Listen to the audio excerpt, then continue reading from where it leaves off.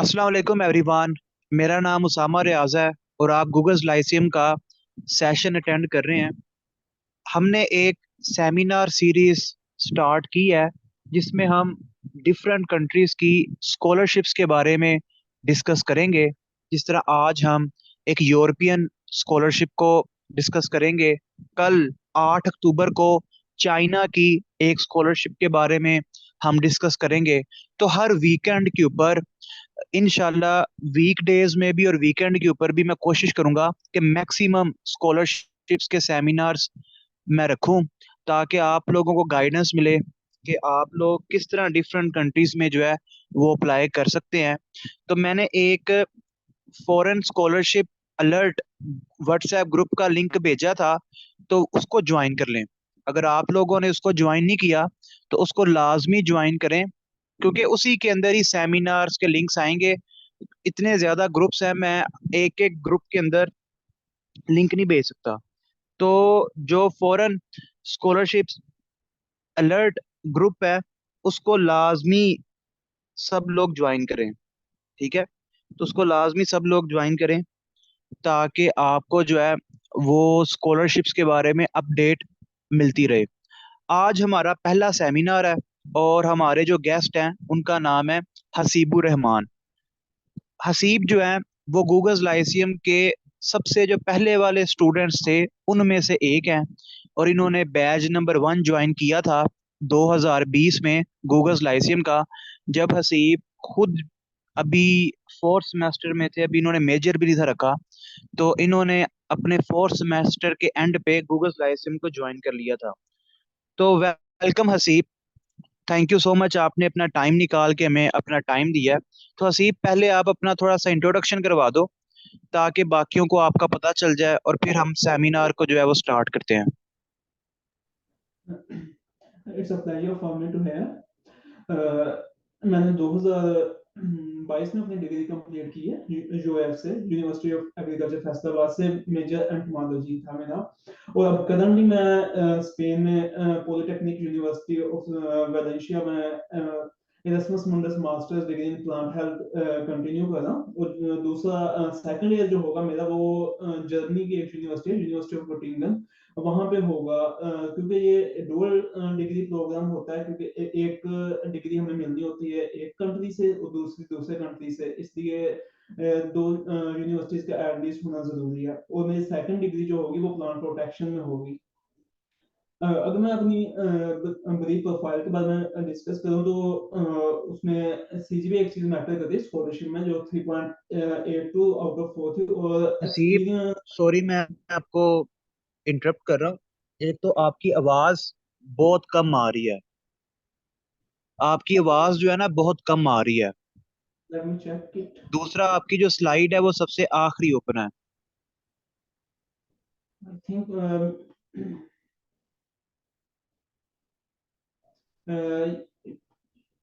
अब क्लियर। ये अब बेहतर है। ठीक है। अ, मैं अपनी प्रोफाइल के बारे में अगर बताऊं तो उसमें मेरे 6 मंथ की। आपकी जो स्लाइड है वो लास्ट ओपन है, वो पहली वाली स्लाइड ओपन कर लें आप। मेरी तरफ से पहले वाली ही स्लाइड है। फिर नहीं, ऐसा वो करें, आप आप शेयर कर एनेबल, दीजिए।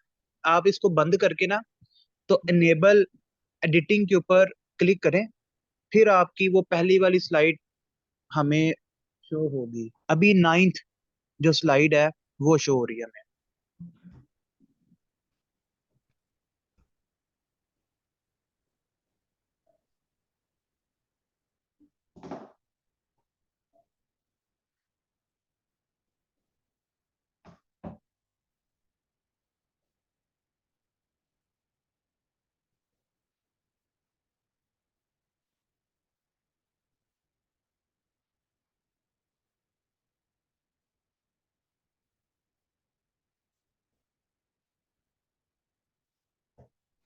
ऐसा है सर, आप शेयर कर दें।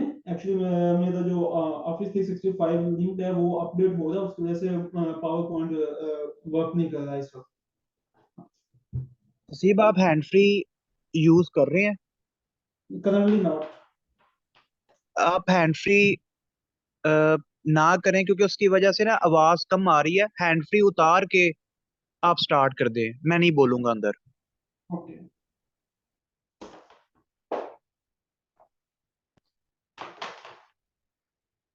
तो मैं इस वक्त स्पेन में पॉलिटेक्निक यूनिवर्सिटी ऑफ वैलेंसिया में Erasmus Mundus degree in plant health continue कर रहा हूँ। मेरा फर्स्ट सेमेस्टर है इस वक्त यहाँ पे, और मेरा जो नेक्स्ट सेमेस्टर होगा वो यूनिवर्सिटी ऑफ गोटिंगन जर्मनी में है।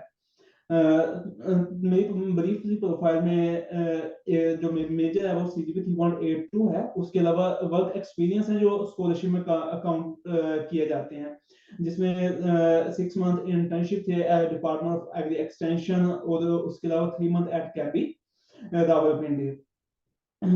और उसके अलावा मैंने 1 साल एज एन IPM मैनेजर काम किया हुआ अर्बन पेस्ट मैनेजमेंट में। तो हम सबसे पहले डिस्कस करते हैं कौन से डॉक्यूमेंट्स रिक्वायर्ड होते हैं जनरल स्कॉलरशिप्स के लिए। वो डॉक्यूमेंट्स जो हर स्कॉलरशिप के लिए लाजमी रिक्वायर्ड होते हैं। Next slide please.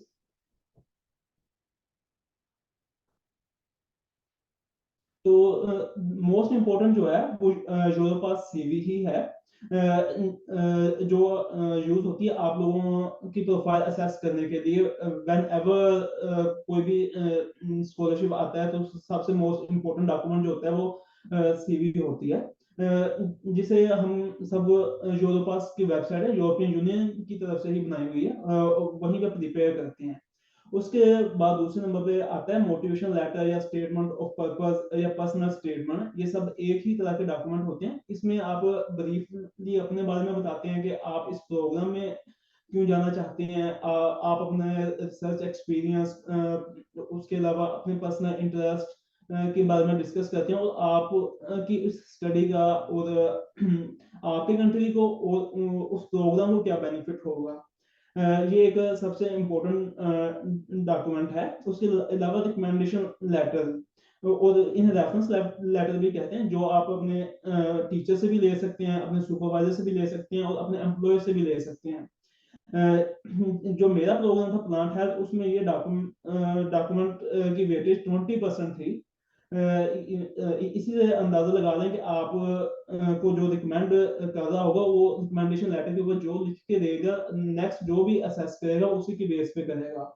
उसके अलावा आपके ट्रांसक्रिप्ट ऑफ रिकॉर्ड या DMC और डिग्री या प्रोविजनल सर्टिफिकेट, ये चीजें जरूरी होती हैं, और पासपोर्ट एप्लीकेशन के लिए जरूरी होता है। और कुछ जगह पे आपका पुलिस करेक्टर सर्टिफिकेट भी रिक्वायर्ड होता है, जैसे कि आप जब UK की स्कॉलरशिप में अप्लाई करेंगे वो HEC से कनेक्टेड होती है, तो HEC ये डॉक्यूमेंट रिक्वायर्ड करता है।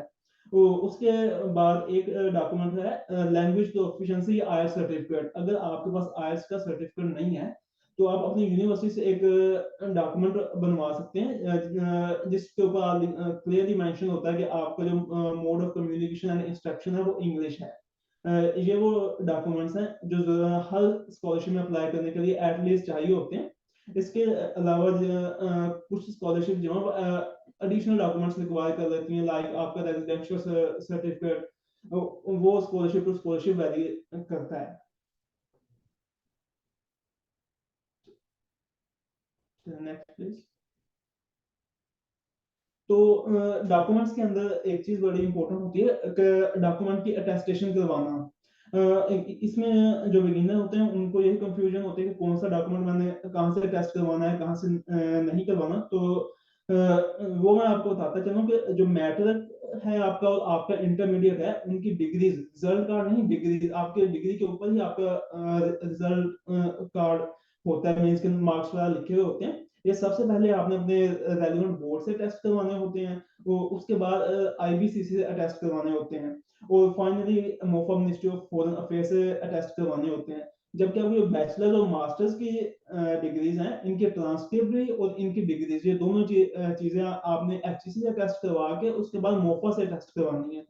तो मेरी पर्सनल रिकमेंडेशन ये है कि आप अपने डॉक्यूमेंट के टेस्टेशन का काम जो है वो अभी से ही स्टार्ट कर दें, क्योंकि ये टाइम टेकिंग होता है। कई बार HEC नहीं अटेस्ट करके देता, किसी ना किसी इशू पे आपके डॉक्यूमेंट रिजेक्ट कर देता कि यूनिवर्सिटी से काउंटर साइन करवाएं, वो केस टू केस वेरी कर देते हैं। वो जो फाइनली है मोफा की अटेस्टेशन, ये आप एंड पे ही करवाइएगा जब आपका स्कॉलरशिप हो जाएगा। वीज़ा फाइल करते वक़्त इसकी तब ज़रूरत पड़ती है, पहले करवाने की ज़रूरत नहीं है। Next please. तो ये कुछ स्कॉलरशिप है जिनमें मैंने पर्सनली भी अप्लाई किया हुआ था और उसके अलावा मेरे नॉलेज में थी, जो मैंने यहाँ पे लिस्ट की हुई है। इनके अलावा भी बहुत सारी स्कॉलरशिप्स हैं जो सबसे पहली स्कॉलरशिप इरasmus मुंडस स्कॉलरशिप, जिसे हम आज डिटेल में देखेंगे। ये यूरोपियन कमीशन की तरफ से है। उसके अलावा कुछ नेक्स्ट जापानीज स्कॉलरशिप है, ये यूनिवर्सिटी ऑफ प्रोफेसर की तरफ से भी होती है और एम्बेसी रिकमेंडेड भी होती है। और यूके की दो स्कॉलरशिप्स हैं जो काफी ज्यादा इंपॉर्टेंट है। उनमें एक शिवनिंग अवार्ड स्कॉलरशिप है, जिसकी लास्ट डेट अराउंड 1 वीक के अंदर अंदर है। उसके अलावा कॉमनवेल्थ की स्कॉलरशिप है। ये दो तरह से आती है। एक बार वो डायरेक्टली पिक करते हैं स्टूडेंट्स को, और एक में एचईसी के थ्रू रिकमेंडेशन होती है। तो अगर आप एचईसी के थ्रू रिकमेंडेशन के लिए जाना चाहते हैं तो उसके लिए आपको हायर टेस्ट देना पड़ेगा। और यही हायर टेस्ट आप अगर कोई और स्कॉलरशिप होती है जिसका स्टाइपेंडियम हंगेरिकम है, इसमें भी एचईसी ही रिकमेंड करेगी, आपको नॉमिनेट करेगी तो वो लोग सिलेक्ट करेंगे, अदरवाइज वो लोग नहीं सिलेक्ट करेंगे। तो इन दो स्कॉलरशिप्स के लिए आपका हायर टेस्ट काफी ज्यादा जरूरी है। उसके अलावा कुछ स्कॉलरशिप्स हैं जिनका स्टाइपेंड काफी ज्यादा अच्छा है, या कुछ गर्ल्स को यूरोपियन कंट्रीज में मूव करने की इजाजत नहीं होती, तो उनके लिए सऊदी अरेबिया की कुछ यूनिवर्सिटी हैं जिनमें काउस्ट यूनिवर्सिटी है, किंग अब्दुल अजीज और किंग अब्दुल्ला यूनिवर्सिटी। ये काफी ज्यादा रैंकिंग में अब हाई आ चुकी हैं, और इनका स्टाइपेंड वाला भी काफी अच्छा है, तो वो इनको भी कंसीडर कर सकती हैं। इनके अलावा जर्मनी के डॉट एक पूरा ग्रुप है स्कॉलरशिप का जिसमें फंडिंग आती रहती है। वो आपके प्रोग्राम टू प्रोग्राम वैरी करती है, तो उसमें अप्लाई कर सकते हैं। तो इसके अलावा जर्मनी में जो फी है वो ऑलमोस्ट जीरो है। No tuition fee at Germany, और अगर कहीं पे है भी तो वो 500 to 1500 euros a semester fee बनती है। वैसे नॉर्मली जो है वो पर सेमेस्टर 10,000 यूरोस फी होती है। तो अगर कोई जर्मनी जाना चाहता है तो वो भी यूनिवर्सिटीज में अप्लाई कर ले टाइमली, कि दिसंबर में ही अप्लाई कर दे। अप्लाई करने के बाद जैसे ही आपको ऑफर लेटर मिलता है, तो जर्मनी की कुछ एक्सटर्नल स्कॉलरशिप्स हैं जिनके अंदर डार्ट की फंडिंग भी आ जाती है, और फ्रेडरिक एबर्ट स्कॉलरशिप ये मैंने सेकंड लास्ट पे मेंशन की हुई है। इसमें अप्लाई करके भी वो उसको फुली फंडेड में कन्वर्ट कर सकते हैं। इसके अलावा इटालियन रीजनल स्कॉलरशिप है, ये भी यूरोपियन यूनियन के ही अंडर आती है। लेकिन इटली में सिर्फ एक इशू ये होता है कि आपका जो वीजा अपॉइंटमेंट है वो बहुत लेट मिलती है। जिस तरह हम इरasmus मुंडस वाले थे या हमारे फेलो, तो हमें तो अपॉइंटमेंट की जरूरत नहीं थी, क्योंकि यूरोपियन यूनियन डायरेक्ट ही स्पॉन्सर करता होता है, तो हमारा तो 10 से 12 दिन में वीजा आ गया था। तो अगर आप में से कोई इटली में परस्यू करना चाहता है, तो वो इटली में 3 बार अनाउंस होती है, एडमिशन भी और स्कॉलरशिप पे। तो फर्स्ट कॉल जो है वो ऑलमोस्ट जनवरी में अनाउंस हो जाती है। जनवरी में अप्लाई करें, जैसे ही आपके डॉक्यूमेंट आए तो आप वीजा अपॉइंटमेंट के लिए अप्लाई करते हैं, क्योंकि जब आपके पास वीजा आ जाएगा उसके बाद कुछ डॉक्यूमेंट्स होते हैं जो इटली से बनने होते हैं, वो बनने के बाद आपको जो इटालियन रीजनल स्कॉलरशिप है वो मिलना होता है। वो ऑलमोस्ट हर स्टूडेंट को मिल जाता है पाकिस्तानी, क्योंकि उनकी जो रिक्वायरमेंट है उसके लिए वो annual income 24,000 Euros per month से कम होनी चाहिए, जो कि पाकिस्तान में ये लेवल नहीं है अर्निंग का, फैमिली का और या आपके स्पॉन्सर का। तो मोस्ट ऑफ द केस ये स्कॉलरशिप मिल जाता है। इसके अलावा डिफरेंट स्कॉलरशिप मैंने मेंशन की हुई है। इनमें एक स्कॉलरशिप है यूनिवर्सिटी ऑफ हेलसिंकी फिनलैंड। ये काफी इंपॉर्टेंट है। फिनलैंड काफी खूबसूरत मुल्क है यूरोप का, और इसकी ये बाहर यूनिवर्सिटी है जिसमें एग्रीकल्चर है, और इनके स्कॉलरशिप भी फुली फंडेड है। लेकिन इसके लिए आपको जो डॉक्यूमेंट्स है वो हेलसिंकी भेजने पड़ेंगे। वो भी एचईसी से उनकी फोटोकॉपीज अटेस्टेड करवा के। तो अगर कोई ये स्कॉलरशिप परस्यू करना चाहता है तो वो दिसंबर के एंड में कॉल ओपन होगी इसकी, वहां पे अप्लाई करके अपना टाइमली डॉक्यूमेंट जो है वो वहां पे भिजवा दे। पाकिस्तान पोस्ट के थ्रू भी चले जाते हैं, वो 15 से 20 दिन लगते हैं, वो मोस्ट इकोनॉमिक वे है। आई होप कि आप लोग इसमें अप्लाई करेंगे, क्योंकि इसका जो सक्सेस रेट है वो काफी ज्यादा है और इसमें कंपटीशन भी कम है। So let's move on Erasmus Mundus scholarship. Next slide, please. तो ये यूरोपियन यूनियन या पूरे यूरोप की मोस्ट प्रेस्टिजियस स्कॉलरशिप है। जैसे यूरोपियन यूनियन जो है वो इटसेल्फ फंडिंग कर रही होती है। अब इसके अंदर टोटल 192 प्रोग्राम थे लास्ट ईयर, एक प्रोग्राम इस साल इन्होंने ऐड किया है। मींस के मास्टर्स की 193 डिग्री 193 डिग्रीज को ये सपोर्ट कर रहे हैं, जो कि फुली फंडेड है। और हर डिग्री जो है वो एटलीस्ट 2 यूनिवर्सिटी या 2 कंट्रीज में होगी। Next please. तो इसमें इम्पोर्टेंट है कि अप्लाई कैसे करना है। तो सबसे पहला स्टेप ये होता है कि आपने अपने रेलिवेंट प्रोग्राम फाइंड आउट करना है। तो उसका मैंने लिंक ये साथ ही प्रोवाइड किया हुआ है। अगर आप गूगल पे वैसे भी सर्च कर लेते हैं इरasmus mundus कैटलॉग, तो आपको वो पूरी लिस्ट मिल जाएगी जिसमें बताया हुआ होगा ये प्रोग्राम है। सर काइंडली आप ये ओपन कर दें ताकि हम इन्हें दिखा देंगे किस किस तरह वो वहां से जाके अपने रेलिवेंट प्रोग्राम फाइंड आउट करते हैं।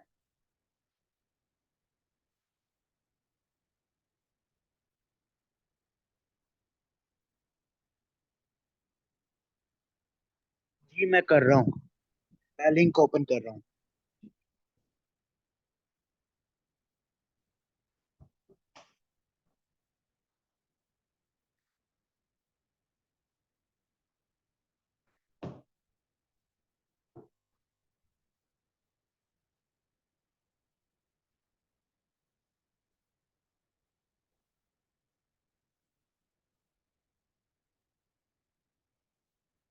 स्क्रॉल डाउन कर दे।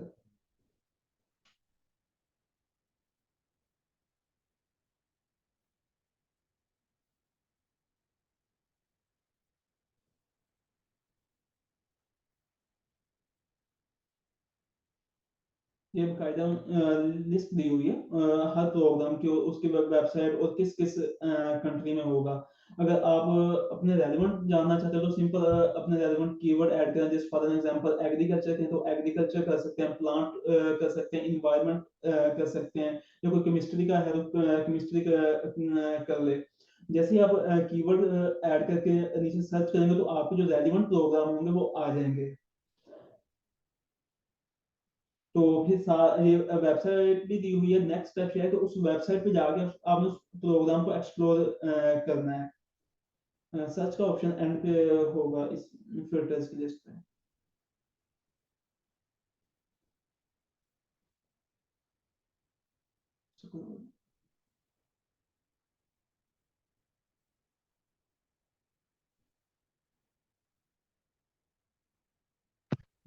ये केमिस्ट्री की सारी स्कॉलरशिप्स आ गई हैं।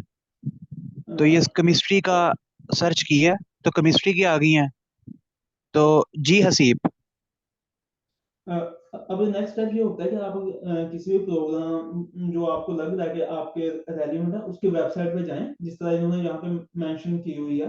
ये फर्स्ट प्रोग्राम की ही बेसिक वेबसाइट आप ओपन करें। ये आर्टिफिशियल इंटेलिजेंस इन केमिस्ट्री वाली कर रहे हैं। ये आपने रॉन्ग क्लिक कर दिया, काइंडली उसी बैक करें।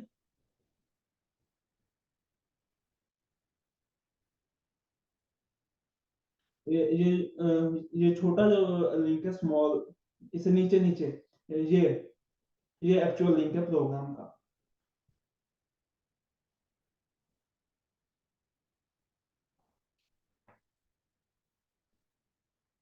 जैसे ही आप इस प्रोग्राम की वेबसाइट पे आएंगे आपको प्रोग्राम के बारे में हर तरह की डिटेल मिलेगी।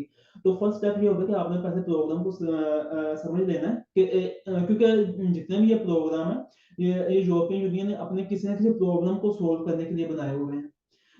वो अपने उन जो प्रोग्राम्स चल रहे होते हैं उनके रेलिवेंट प्रोग्राम ऐड करते हैं। जिस तरह एक न्यू प्रोग्राम इन्होंने एनर्जी क्राइसिस पे ऐड किया हुआ है। तो इसके अंदर मोस्टली उन्होंने एक ग्रेडिंग क्राइटेरिया दिया हुआ होता है।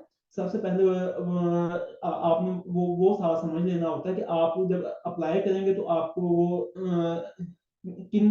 किस बेस पे ग्रेड करेंगे। Like in my program 60% was academic, 20% work experience and co-curricular activities, and 20% were reference letters। तो आपने हर प्रोग्राम को देख के उसके अकॉर्डिंगली चेक अपने डॉक्यूमेंट्स प्रिपेयर करने हैं। तो हर प्रोग्राम की जो एप्लीकेशन डेट है वो डिफरेंट होगी। हर प्रोग्राम का अप्लाई करने का तरीका डिफरेंट होगा, क्योंकि हर प्रोग्राम को एक डिफरेंट यूनिवर्सिटी होस्ट कर रही है। जितने भी यूरोपियन कंट्रीज है उनमें से कोई एक यूनिवर्सिटी होस्ट कर रही होगी, बाकी जो यूनिवर्सिटीज हैं वो उसे सपोर्ट कर रही होंगी। तो इसलिए ये नहीं हो सकता कि एक तरीके पे एक का अप्लाई होगा तो दूसरे का भी उसी तरह ही अप्लाई होगा या उसकी भी रिक्वायरमेंट वैसी ही होंगी। It will vary.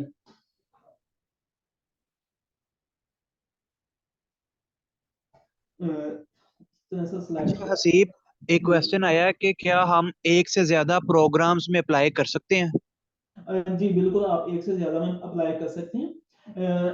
ये क्लियरली मेंशन नहीं किया हुआ किसी भी पॉइंट में कि आप कितने में कर सकते हैं कितने में नहीं। पर्सनली मैंने 3 में किया था, मुझे 2 से ऑफर भी आ गए थे। इससे ये साबित हो रहा था कि आप एक से ज्यादा अप्लाई कर सकते हैं।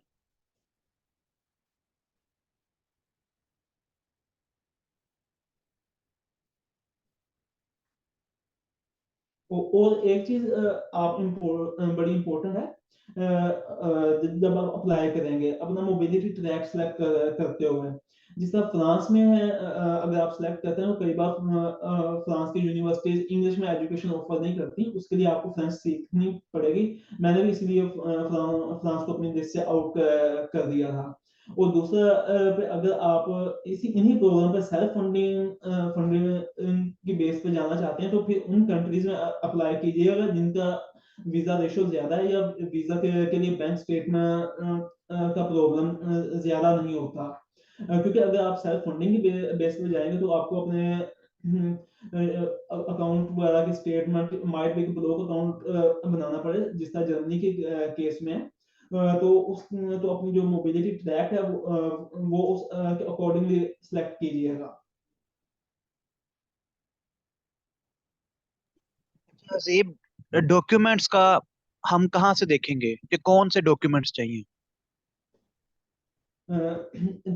इसका सबसे इजी ये होता है कि जब आप अप्लाई की डेट आ जाती है इनकी, तो एप्लीकेशन के अंदर इन्होंने डॉक्यूमेंट्स की लिस्ट खुद ही दी हुई होती है कि ये वाला डॉक्यूमेंट अपलोड करें, ये वाला डॉक्यूमेंट अपलोड करें। तो वहां से पता चल जाता है। बाकी प्रोग्राम की वेबसाइट पे एज इट इज मेंशन नहीं होता। जो इनका मोटिवेशन लेटर है वो मोस्टली क्वेश्चन के टाइम में होता है कि ये एक स्पेसिफिक क्वेश्चन पूछेंगे, आपको उनके आंसर करना होंगे।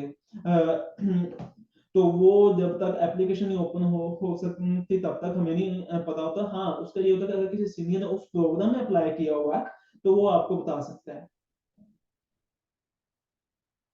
बाकी जो मैंने डॉक्यूमेंट्स लिख दिए मोस्टली वही रिक्वायर्ड होते हैं। कोई एडिशनल किसी किसी प्रोग्राम में होता है। अच्छा हसीब, क्वेश्चन आया है कि क्या ये सिर्फ एमफिल के लिए है या पीएचडी के लिए भी होती है? मेजरली ये मास्टर्स के लिए है। पीएचडी के लिए आपको यूरोपियन यूनियन को फंडिंग के लिए अप्लाई करना पड़ता है। उसके लिए आप रिसर्च प्रपोजल बना के कि आप क्या रिसर्च करेंगे, कहाँ पे करेंगे, आप किन के साथ कोलैबोरेट करेंगे, तो फिर आप अप्लाई करेंगे फंडिंग के लिए। तो आपको फिर फंडिंग अप्रूव होगी, उसके बाद आप जो है पीएचडी कंटिन्यू कर सकते हैं। ये मेजरली मास्टर्स के लिए ही है। अगर आप पीएचडी के लिए जाना चाहते हैं तो मैं रिकमेंड करूंगा कि आप इटली में प्रोफेसर बेस पे कर लें, यूएसए में प्रोफेसर बेस पे कर लें। अगर आपकी रिसर्च प्रोफाइल अच्छी है तो आप ऑस्ट्रेलिया में भी ट्राई कर सकते हैं। इवन मेरा मास्टर नहीं था मेरे पास, तो मुझे वहाँ से उन्होंने मास्टर लीडिंग पीएचडी की ऑफर दी थी, जिसमें पीएचडी मेरी फुली फंडेड थी, लेकिन मास्टर्स फुली फंडेड नहीं था। अगर आपकी रिसर्च प्रोफाइल अच्छी है तो आप ऑस्ट्रेलिया ट्राई करें, मेलबोर्न यूनिवर्सिटी है। उसके अलावा उनके आरटीपी स्कॉलरशिप है गवर्नमेंट की तरफ से, वो हर यूनिवर्सिटी के पास होती है। और यूनिवर्सिटी ऑफ तस्मानिया में काफी ज्यादा प्रोजेक्ट्स हैं, तो वहाँ प्रोजेक्ट्स में प्रोफेसर को अप्लाई करें, उनके पास पीएचडी की पोजीशन वैकेंट पड़ी हुई है। मैंने कुछ अर्सा पहले भी उनके प्रोजेक्ट्स रिव्यू किए थे, तो आपके लिए वो बेस्ट ऑप्शन हो जाएगा। इसके अलावा कोरिया में स्कॉलरशिप होती है प्रोफेसर बेस पे, आप वो भी परस्यू कर सकते हैं। जो इरस्मस है वो पीएचडी के लिए इतनी कोई खास नहीं है, इसमें कोई कॉल नहीं आती, आप खुद अप्लाई करते हैं फंडिंग के लिए, फिर अप्रूव होगी, फिर उसके बाद ही आपको मिलेगी। अच्छा, इसमें आइट्स कंपलसरी है या प्रोफिशिएंसी जो सर्टिफिकेट है उसी से गुजारा हो जाएगा? कंपल्सरी नहीं है, लेकिन हो तो अच्छी बात है, क्योंकि ये बहुत कंपेटिटिव स्कॉलरशिप है। हमारा जो प्रोग्राम है उसमें उन्होंने रिक्वायर्ड नहीं किया हुआ, लेकिन जब हमने अगर देखें तो 400 में से उन्होंने 10 बच्चे स्कॉलरशिप पे सिलेक्ट किए हैं, और उन 10 के पास आयल्स था, या वो आयल अमेरिका से थे, या उनके पास आयल्स था। ये सिर्फ फुल्ली एक फंडेड स्कॉलरशिप है क्रिसमस? इरास्मस मंडस फुली फंडेड भी है, इसके अंदर पार्शियल फंडेड का ऑप्शन भी होता है और सेल्फ फंडिंग का भी ऑप्शन होता है। जिस तरह एक प्रोग्राम के पास फुली फंडेड की 10 से 12 सीट्स होंगी, और टोटल उनके पास 20 से 25 सीट होंगी। अब वो 10 से 12 जो टॉप कैंडिडेट होंगे उन्हें फुली फंडेड पे कर देंगे, बाकी अगर उनके पास कंसोर्शियम की सीट्स हुई तो वो पार्शियल फंडिंग पे कर देंगे, अदरवाइज सेल्फ फंडिंग।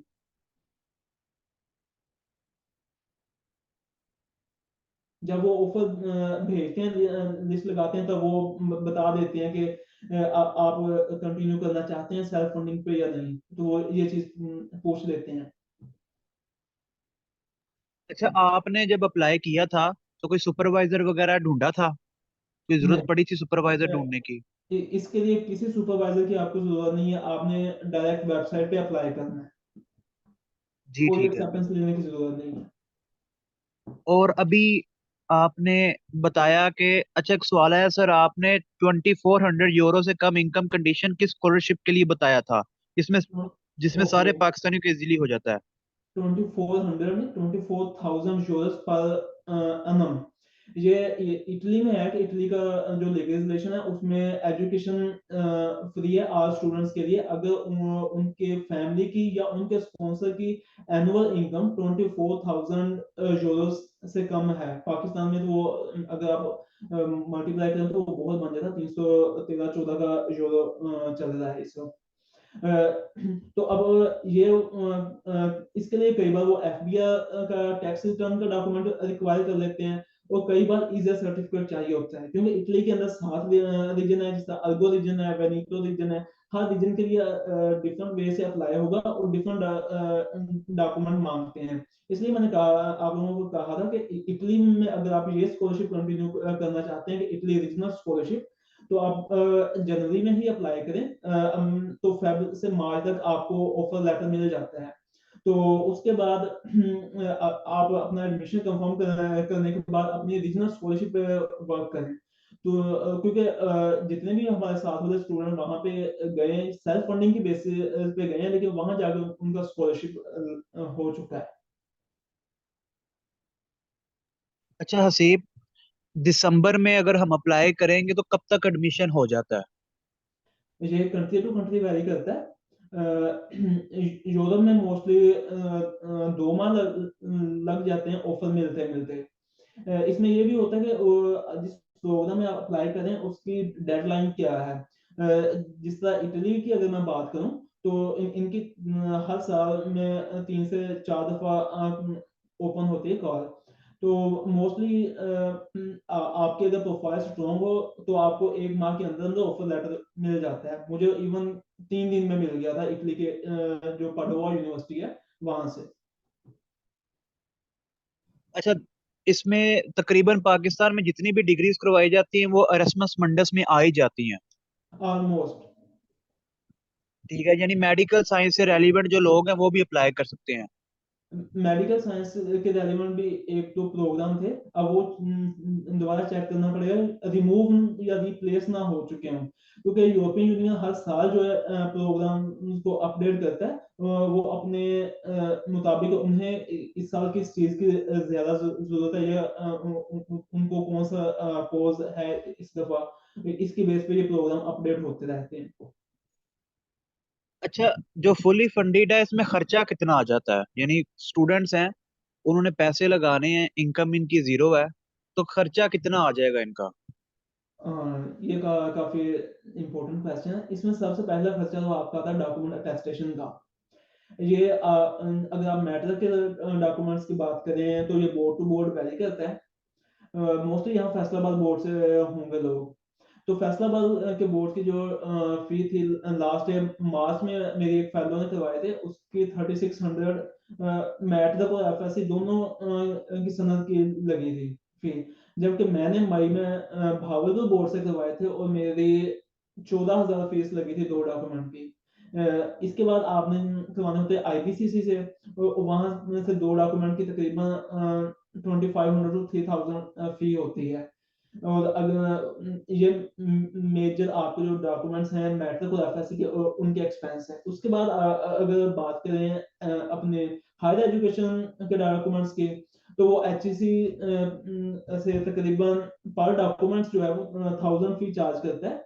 अगर आप बाय डॉक करवाते हैं मीन्स कि वो 1.5 से 2 महीने का प्रोसीजर होगा, आपके डॉक्यूमेंट जाएंगे फिर महीने डेढ़ बाद वापस आएंगे।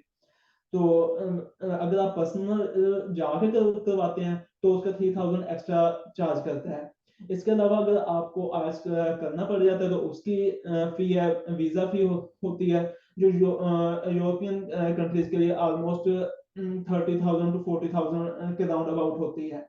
इसके अलावा जिस तरह मैं स्पेन में आया हूँ तो यहाँ स्पेन के वीजा के लिए हमें स्पेनिश ट्रांसलेशन मस्ट ही वीजा फाइल करने के लिए, जिस पे राउंड अबाउट 50,000 एक्सपेंस हो जाता है। तो इन शॉर्ट अगर मैं कहूँ अगर आपका फुली फंडेड भी हो जाता है तो स्टार्टिंग में आपका मिनिमम 1 से 1.5 लाख डॉक्यूमेंट का खर्चा हो जाता है। इसके अलावा आपके जहाज की टिकट होती है जो आपने खुद पे करनी होती है, क्योंकि अगर आपको वो पे करते भी हैं ट्रैवलिंग अलाउंस, तो जब आप नेक्स्ट कंट्री में पहुंचेंगे वहां जाके आपका बैंक अकाउंट खुलेगा फिर आपको वो पे करेंगे। अच्छा, इसमें जब स्टूडेंट को ही वीजा मिलता है, या अगर उसका कोई स्पोज हो, वाइफ या हस्बैंड हो, तो उसको भी वीजा, डिपेंडेंट वीजा दे देते हैं? मिल जाता है। इवन कि मेरे अपने प्रोग्राम में मेरे एक फेलो पाकिस्तान से ही, वो उसको स्पाउस वीजा के लिए अप्लाई किया तो उसे भी साथ ही स्पाउस वीजा मिल गया था। मतलब जिसका अपना नहीं हो सकता, वो फिर एक पढ़ा लिखा स्पाउस ढूंढे ताकि उसका स्पाउस वीजा जो है वो लग जाए। जी ये हो रहा है। ये जब स्पेन में ही ये एक कपल आया था जिसने मेरी एम्बेसी में ही उनसे मुलाकात हुई थी, तो उन्होंने यही किया हुआ था। अच्छा हसीब, एक और सवाल आया कि रिकमेंडेशन लेटर और रेफरेंस लेटर जो है वो किससे बनवाना चाहिए, और उसके ऊपर क्या क्या लिखा हो, क्या क्या लिखा होना चाहिए? ठीक है। तो ये आप 3 से 4 तरह के लोगों से बनवा सकते हैं।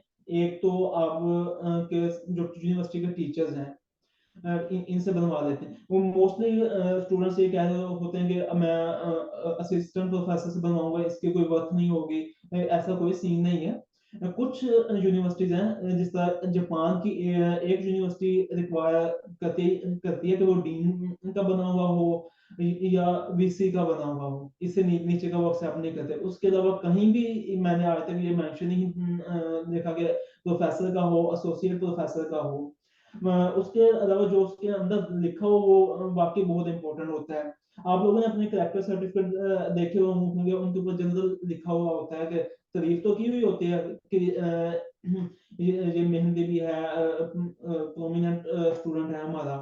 जो रिकमेंडेशन लेटर अक्सर मैंने देखे हैं वो उसी तरह बने हुए होते हैं, जो आपको सपोर्ट तो करते हैं, अगर आप उनको इम्प्रूव कर लें तो वो ज्यादा अच्छी तरह आपको सपोर्ट कर सकते हैं। वैसे तो ये लेटर्स जो होते हैं फॉरन में टीचर्स बना के देते हैं खुद स्टूडेंट्स को, लेकिन पाकिस्तान में ये होता है कि आप खुद पहले लिखेंगे अपने बारे में, फिर किसी टीचर से जाकर साइन करवाएंगे।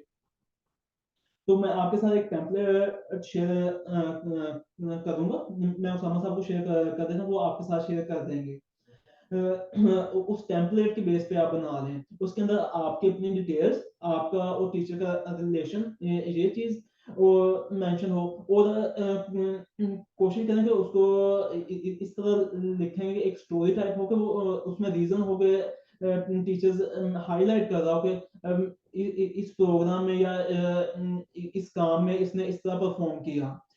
एक लिखा होता है अक्सर के सिंपली के मैंने इसकी अच्छी परफॉर्मेंस ऑब्जर्व की है, लेकिन अगर यही वो इस तरह लिख देता कि फलां एक्सपेरिमेंट में या फलां फील्ड वर्क में मैंने इसकी जो ग्रुप एक्टिविटीज हैं, लीडरशिप और मैनेजमेंट स्किल्स जो है वो अच्छी देखी है, और उसकी वजह से इसके ग्रुप की परफॉर्मेंस भी अच्छी आई है, तो इसका एक डिफरेंट इम्पैक्ट होगा कि वो आपके लिए पर्सनलाइज्ड हो जाएगा। कोशिश करें कि आप अपने लिए पर्सनलाइज करके लिखें और फिर वो साइन करवाएं। और किस इसमें एक और चीज इंपॉर्टेंट होती है, जो इन Erasmus funders we mostly have to upload our documents by self, लेकिन कुछ और स्कॉलरशिप्स ऐसी हैं कि जहाँ पे वो टीचर को ईमेल जाता है, आपने ईमेल ऐड करना, फिर वो टीचर जो है वो ईमेल के रेस्पॉन्स में डॉक्यूमेंट अपलोड करता है। तो आप फिर उस टीचर का ईमेल आईडी दें कि जिससे आपने पहले बात की हुई हो कि वो वाकई कर देगा, क्योंकि मेरी कुछ एप्लीकेशन ऐसी भी थी कि जिनमें मैंने ईमेल आईडी किसी टीचर्स की ऐड कर दी, लेकिन उन्होंने अपलोड नहीं किया, वो एप्लीकेशन ही सबमिट नहीं हुई। तो इसलिए ये है कि आप टीचर से पहले कंसल्ट कर लें कि वो आपको रिकमेंडेशन लेटर साइन करके देगा या नहीं देगा, या ईमेल का रिस्पॉन्स कर देगा, तो फिर ही आप जो है वो उसकी ईमेल आईडी दें। उसके अलावा अगर आपने कहीं पे इंटर्नशिप की हुई है तो वहां से अपने सुपरवाइजर से बनवा दें, अगर आप जॉब कर रहे हैं तो अपने एम्प्लॉयर से बनवा दें। अच्छा, इसमें इंटरव्यू होता है सिलेक्शन के बाद? प्रोग्राम टू प्रोग्राम वैरी करता है। एग्रीकल्चर का एक प्रोग्राम है एम प्लांट प्लांट ब्रीडिंग का, उसमें पहले टेस्ट भी होता है, उसके बाद इंटरव्यू भी होता है। अगर इसके तजाद में मेरे वाला जो प्रोग्राम प्लांट हेल्थ, इसमें ना कोई इंटरव्यू हुआ है ना कोई एग्जाम हुआ है। अच्छा, तो जो डॉक्यूमेंट्स अपलोड करने हैं वो अटेस्टेड हो? नहीं, जो डॉक्यूमेंट अपलोड करने हैं उनमें रिक्वायरमेंट नहीं होती कि वो अटेस्टेड हों। अलबत्ता जब आपने जाके यूनिवर्सिटी ज्वाइन करनी है तब वो आपके डॉक्यूमेंट्स वेरीफाई करते हैं, और वीजा के लिए भी आपको अटेस्टेड डॉक्यूमेंट चाहिए होते हैं। अच्छा, जिन टीचर्स का रेफरेंस रेफरेंस लेटर में लिखना है, उन्हीं से रिकमेंडेशन लेटर बनवाना है या किसी से भी रिकमेंडेशन लेटर बनवा सकते हैं? अगर आप ऑनलाइन जो प्लेटफॉर्म है एप्लीकेशन, उसमें जिस टीचर का नेम लिख रहे हैं ना, तो फिर उसी का ही अपलोड करें, उसी से बना हुआ हो। अदरवाइज मोस्टली यही ऑप्शन होता है कि जस्ट अपलोड, तो फिर आप एक पेज पे जिस पर टीचर बना देता है वो ऑफिशियल डॉक्यूमेंट की तरह हो। मोस्टली टीचर्स नहीं देता, तो स्टूडेंट हर स्टूडेंट अपने मुताबिक बना रहा होता है। तो उस पे ऐसा करेंगे, तो पे यूनिवर्सिटी का नेम साइड पे लोगो डेट वगैरह अरेंज करके नीचे लिख के अपने बारे में, और एंड पे टीचर के जो डेजिग्नेशन वगैरह होता है कि उसका नेम, कॉन्टैक्ट नंबर, उसके अलावा ईमेल आईडी और डिपार्टमेंट वगैरह, ये चीजें लिख के उस पर साइन वगैरह करवा लो। अच्छा, जहाँ पे इंटर्नशिप की हो उधर के सुपरवाइजर का भी चल जाएगा? अगर किसी ने टीचर से नहीं बनवाना तो वो भी चल जाएगा? वो भी चल जाएगा, लेकिन आपको जो है एक जो है वो एकेडमिक लाजमी हो आपके पास, मीन्स कि आपके अच्छा, किसी टीचर से किसी कोई लेक्चरर से भी बनवा सकते हैं या प्रोफेसर से? अगर कोई आपको प्रोफेसर या असिस्टेंट प्रोफेसर नहीं बना के दे रहा, तो फिर लेक्चरर से बनवा लें। अच्छा, एसओपी के बारे में बताइएगा, जो स्टेटमेंट ऑफ पर्पस होती है, जो मोटिवेशन लेटर होता है, इसके बारे में डिटेल से बताइएगा। स्टूडेंट इसमें फंस जाते हैं, इसमें क्या लिखे हैं, क्या होना चाहिए, और बेसिक्स क्या होती हैं इसकी। इसमें कुछ चीजें हैं जो आजकल काफी ज्यादा हो रही हैं और वो अवॉइड करनी चाहिए, वो एआई का यूज है। इवन के स्टूडेंट्स ईमेल लिख रहे होते हैं प्रोफेसर को, तो चैट जीपीटी से लिखते हैं, वैसे उठा के सेंड कर दिया प्रोफेसर को। जो वो पाकिस्तानी प्रोफेसर नहीं है, बाहर के प्रोफेसर, उन्हें हमसे ज्यादा एआई का यूज पता है। और यही काम मोटिवेशन लेटर में किया हुआ होता है स्टूडेंट्स ने, कि चैट जीपीटी से या जैस्पर एआई से लिख के तो वो ऐड कर दिए। जब 400 से ज्यादा एप्लीकेशन है, वो मोस्टली फर्स्ट जो है वो अपने एआई सॉफ्टवेयर से एप्लीकेशन को चेक करते हैं। उसमें वो सारा कुछ बता देता है, प्लेजरिज्म कितनी है और एआई की परसेंटेज कितनी है, तो उसकी बेस पे रिजेक्शन हो जाती है। और उसके बाद दूसरे नंबर पे आता है कि आपने स्ट्रक्चर क्या रखना है। जब अगर आप इरस्मस मंडस की बात करें, तो इसमें उन्होंने क्वेश्चन पूछे हुए होते हैं कि इस क्वेश्चन का आंसर जस्ट लाइक ये प्रोग्राम आपके गोल्स के साथ कैसे मैच करता है, इस प्रोग्राम से आपके कंट्री को क्या बेनिफिट होगा, आप कैसे बेस्ट सूटेड कैंडिडेट हैं, इस तरह मोस्टली क्वेश्चन पूछे हुए होते हैं। अगर आप किसी यूनिवर्सिटी में अप्लाई करें, उसमें कोई भी ऐसी डिटेल नहीं है कि उन्हें जस्ट लिखा होगा statement of purpose, statement of intent. तो उसमें मैं एक फॉर्मेट शेयर कर देता हूँ आपके साथ, मैं भी वही फॉलो करता हूँ, उसे मैं अब डिस्कस भी कर लेता हूँ। तो उसमें मेजर 4 से 5 पैराग्राफ होते हैं। सबसे पहला पैराग्राफ होता है कि आप ये बताते हो कि आप इस फील्ड में क्यों आए हो। जस्ट फॉर एन एग्जांपल, कि मैं एग्रीकल्चर फील्ड में हूँ, तो मैं एग्रीकल्चर फील्ड में किस लिए हूँ, उस फील्ड को फिर नैरो डाउन करके अपने प्रोग्राम के साथ लिंक करते हैं। उसके बाद सेकंड पैराग्राफ में होता है कि आप जिस यूनिवर्सिटी में अप्लाई कर रहे हैं उसमें और उस प्रोग्राम में क्यों जाना चाहते हैं। उसमें आप यूनिवर्सिटी की रैंकिंग मेंशन कर दें, प्रोग्राम की लैब सर्च करें, उनमें जो रिसर्च एक्सपेरिमेंट्स चल रहे हैं वो मेंशन करें। इससे ये होगा, एक आपको आइडिया हो जाएगा कि प्रोग्राम में है क्या। और नेक्स्ट जब आप अपने रिसर्च इंटरेस्ट लिखेंगे, तो उनको भी आप साथ लिंक कर दें। फिर तीसरे पैराग्राफ में लिखें अपनी यूनिवर्सिटी की एजुकेशन, अपनी कुरिकुलर, एक्स्ट्रा कुरिकुलर, अपने वर्क एक्सपीरियंसेस, ये चीजें मेंशन करें। उसके अलावा अगर आपके पास कोई ऑनलाइन सर्टिफिकेशन है अच्छी, तो वो भी आप मेंशन कर सकते हैं। और लास्ट पैराग्राफ में कि कंक्लूड करें सारे को, और साथ मेंशन करें कि आप अगर वो मास्टर्स कंटिन्यू करते हैं, उसका आपको आपके कंट्री को एटलीस्ट क्या बेनिफिट होगा। ये मैं सिंपली फॉलो करता रहा हूँ, और इसी की बेस पे मुझे जर्मनी से भी 2 बार ऑफर हुआ था, that was partially funded, and also from Italy. अच्छा, ये आपने एक स्लाइड बनाई हुई है, how to make profile strong. ये मैंने कुछ चीजें देख ली कि स्टूडेंट अपनी सीवी तो बना रहे होते हैं, उसमें जनरल जनरल लिख के जान छुड़वा लेते हैं। मैं आपके साथ अपनी सीवी भी शेयर करता हूँ कि अगर आप कोई चीज लिख रहे हैं, तो इस तरह लिखेंगे, जो नेक्स्ट है वो उसको आपने खुद समझाना है, तो उसको पढ़ के खुद ना सोचना पड़ेगा, अच्छा इससे मैं क्या चीज एक्सपेक्ट करूँ। तो आप में से वैसे अमल फेलोशिप कितने स्टूडेंट्स ने की हुई है? क्योंकि अगर मैं बात करूँ, तो हमारे जो पाकिस्तानी स्टूडेंट्स हैं, इनमें मोस्टली ईमेल और सीवी का इशू आता है, और जो अमल फेलोज होते हैं उनकी सीवी काफी स्ट्रॉन्ग होती है। मैंने भी अमल फेलोशिप में ही सीखी है सीवी वगैरह कैसे बनाते हैं।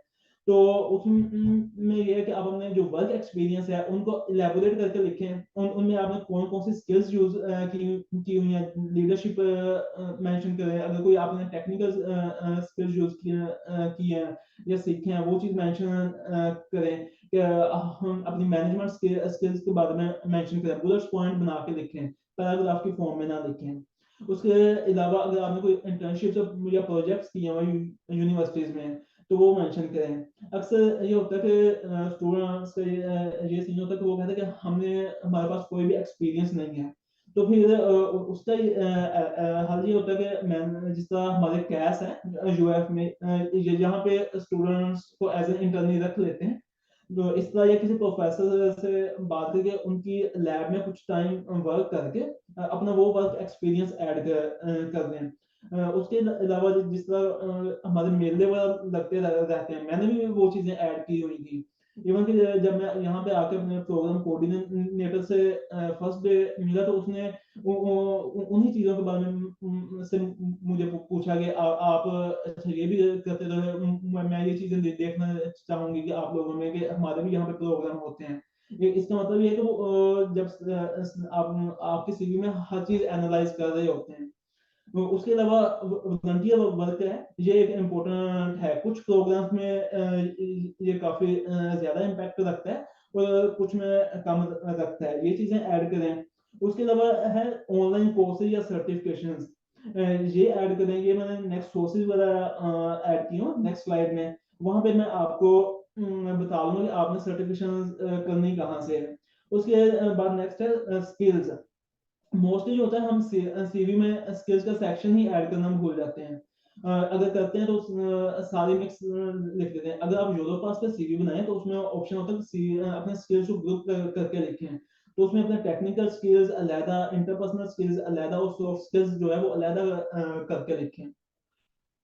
और उसके अलावा जो पब्लिकेशंस हैं वो मेंशन करें। और हाँ, यूरोप में स्टैटिस्टिकल सॉफ्टवेयर हैं, उनकी बड़ी मांग है।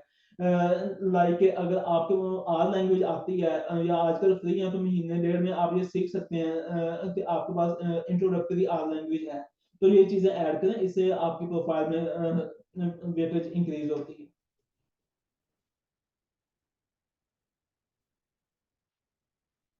और यही अगर आप ये चीजें इधर ऐड करें तो अपने जो मोटिवेशन लेटर है उसमें इन चीजों को का टच जरूर दें। और यहाँ पे ये होता है कि अक्सर स्टूडेंट कहते हैं कि हम कहाँ से ऑनलाइन कोर्सेज करें, ये वो ये लिस्ट है जहाँ से मैंने खुद कोर्सेज किए हुए हैं। अक्सर ये होता है कि ऑनलाइन कोर्स कर रहे थे लेकिन उसका सर्टिफिकेट नहीं मिल रहा होता है, लेकिन यहाँ पे जितनी भी ये वेबसाइट दी हुई है मैंने कोई ना कोई कोर्स वहां से किया हुआ है, आप लोग भी यहाँ से कंटिन्यू कर सकते हैं, इससे आपकी प्रोफाइल स्ट्रॉन्ग होगी। और ये चीजें जो है अपनी सीवी में लाजमी ऐड करें। इसमें इम्पोर्टेंट है एक कोर्सेरा।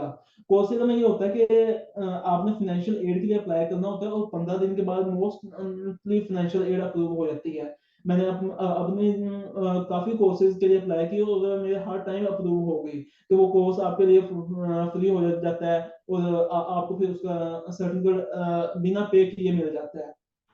उसके अलावा plant health Australia, food and agriculture organization FAO, इनके बहुत ज्यादा कोर्सेज हैं। और यूएस डिपार्टमेंट ऑफ स्टेट इनके मैसिव ऑनलाइन लर्निंग कोर्सेज हैं, वहां से भी आप लोग कर सकते हैं। और ये सेकंड नंबर पे है कोलेसर, ये फ्रांस का है, इनके भी काफी अच्छे कोर्सेज हैं। और थर्ड पे वर्ल्ड बैंक ग्रुप का ओपन लर्निंग सिस्टम है, वो वहां से आप लोगों को आप मोस्टली हर डिग्री के रेलिवेंट कोर्स में मिल जाएंगे। इसी तरह जो अली सन्स है, इनके भी कोर्स मिल जाते हैं, इनका सर्टिफिकेट जो है वो पेड होता है, लेकिन ये आपको एक वेरिफिकेशन लिंक दे देते हैं कि आप अपने लिंक्डइन पे भी ऐड कर सकते हैं, एक पीडीएफ मिल जाता है जिसमें उन्होंने क्यूआर कोड दिया होता है कि अगर वो स्कैन हो जाए तो वो अपनी वेबसाइट पे वेरीफाई कर देते हैं कि इसने ये कोर्स कंप्लीट किया हुआ है। अच्छा, बस रेलिवेंट कोर्सेज ऐड करने हैं, कोई भी कोर्स करके ऐड कर सकते हैं? और ये सारे के सारे ऑनलाइन और फ्री हैं या पेड है? ये जितने भी यहाँ पे मेंशन किए हुए हैं ये सारे फ्री हैं। जिस तरह कोर्सेरा का है इसमें होते फ्री भी हैं पेड भी हैं, अगर आपके रेलिवेंट कोई पेड है तो उसमें फाइनेंशियल एड अप्लाई करने का तरीका होता है, वो मैं स्क्रीन शेयर करके आप लोगों को दिखा देता हूँ। ठीक है, तो फाइनेंशियल एड के लिए अप्लाई करें, 15 दिन के अंदर वो कोर्स आपके लिए फ्री हो जाएगा। इस जो यूडेमी है, तो इसमें फाइनेंशियल एड का कोई सीन नहीं है, इसमें आप फ्री का फिल्टर लगा लें, अगर आपके रेलिवेंट कोई कोर्स निकल आता है तो आप वो कर लें। अदरवाइज जिस वर्ल्ड बैंक ग्रुप है, फूड एंड एग्रीकल्चर ऑर्गेनाइजेशन है, यूएस डिपार्टमेंट ऑफ स्टेट है, इनके काफी अच्छे कोर्सेज हैं जो ऑलमोस्ट हर फील्ड में एप्लीकेबल हो जाते हैं। इंटरपर्सनल स्किल्स के भी होते हैं और field to relevant to field भी होते हैं। और इन द सीवी आप कोशिश करें कि रेलिवेंट ही ऐड करें, क्योंकि जो सीवी आप मैक्सिमम 3 पेजेस तक रखें। अगर 3 पेजेस से एक्सीड हो जाए तो कई बार वो नेगेटिव मार्किंग में भी चली जाती है।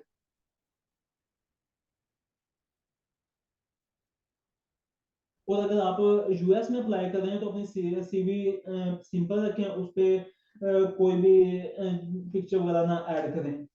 और यहाँ पे मैंने कुछ सोर्सेज ऐड किए हैं, अगर आप स्कॉलरशिप देखना चाहेंगे, ढूंढना चाहें कि आपको नहीं मिल पता चलता कि स्कॉलरशिप कहाँ से देखें, तो एग्रीडिस्क एक प्लेटफॉर्म है, लिंक्डइन पे भी है, ट्विटर पे भी है, इनकी वेबसाइट भी है।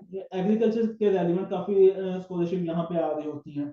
उसके अलावा ब्राइट स्कॉलरशिप स्कॉलरशिप है, ये अपनी वेबसाइट पे स्कॉलरशिप अपलोड कर रहे होते हैं। उसके अलावा स्कॉलरशिप नेटवर्क एक फेसबुक ग्रुप है, तकरीबन इसमें 5 से 6 लाख स्टूडेंट्स हैं जो जिनमें 70% ऑलमोस्ट ऑन स्कॉलरशिप हैं। तो यहाँ पे भी स्कॉलरशिप शेयर हो रही होती हैं, और अगर किसी को कोई भी क्वेश्चन हो तो वो वहाँ पे डिस्कस कर सकता है। तो उसके अलावा एक मैंने वेबसाइट मेंशन किया है usnews.com, ये कंप्लीट लिंक ही है यहाँ पे। अगर आप यहाँ पे जाएं तो ये यूनिवर्सिटीज की वर्ल्ड वाइड रैंकिंग ओपन कर देता है, आप अपने प्रोग्राम के रेलेवेंट यूनिवर्सिटी सर्च कर सकते हैं। जैसे for an example search option आप एग्रीकल्चर सर्च करते हैं तो कंट्री सेलेक्ट करके आपको पता चल जाएगा इस कंट्री में ये यूनिवर्सिटीज हैं जहाँ पे एग्रीकल्चर का प्रोग्राम है। कुछ स्कॉलरशिप ऐसी होती हैं कि जो प्रोग्राम टू प्रोग्राम होती हैं और वो पब्लिश नहीं हो रही होती हैं पब्लिकली। तो मैं ये सजेस्ट करूंगा कि आप लोग यूनिवर्सिटी के इंडिविजुअल वेबसाइट भी सर्च करें, उससे भी आपको स्कॉलरशिप का पता चल जाता है। उसके अलावा स्कॉलरशिप पोर्टल है, ये भी पर्सनली मैं खुद यूज करता रहा हूँ। और दूसरी साइड पे मैंने आयल्स के लिए कुछ रिसोर्सेज ऐड किए हैं। मैंने भी खुद आयल्स दिया हुआ है, मैंने किसी एकेडमी से तैयारी नहीं की थी। तो ये वो सोर्सेज हैं जो मैंने खुद यूज किए हैं। असल यकूब है, इनका यूट्यूब चैनल, ये एक बेस्ट सोर्स है अगर आप खुद फ्री में तैयारी करना चाहते हैं।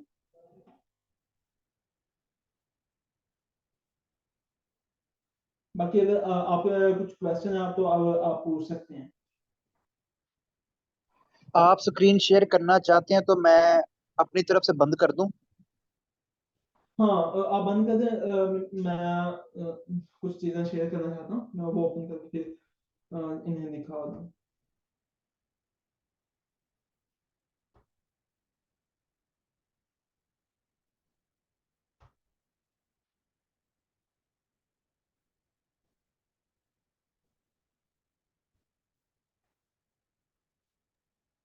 जो चाइनीज स्कॉलरशिप के रेलिवेंट हम एक अलहदा से सेमिनार रखेंगे, लेकिन हसीब को भी कहते हैं कि जो भी ये दूसरी स्कॉलरशिप्स के बारे में भी जानते हैं वो भी बता दें।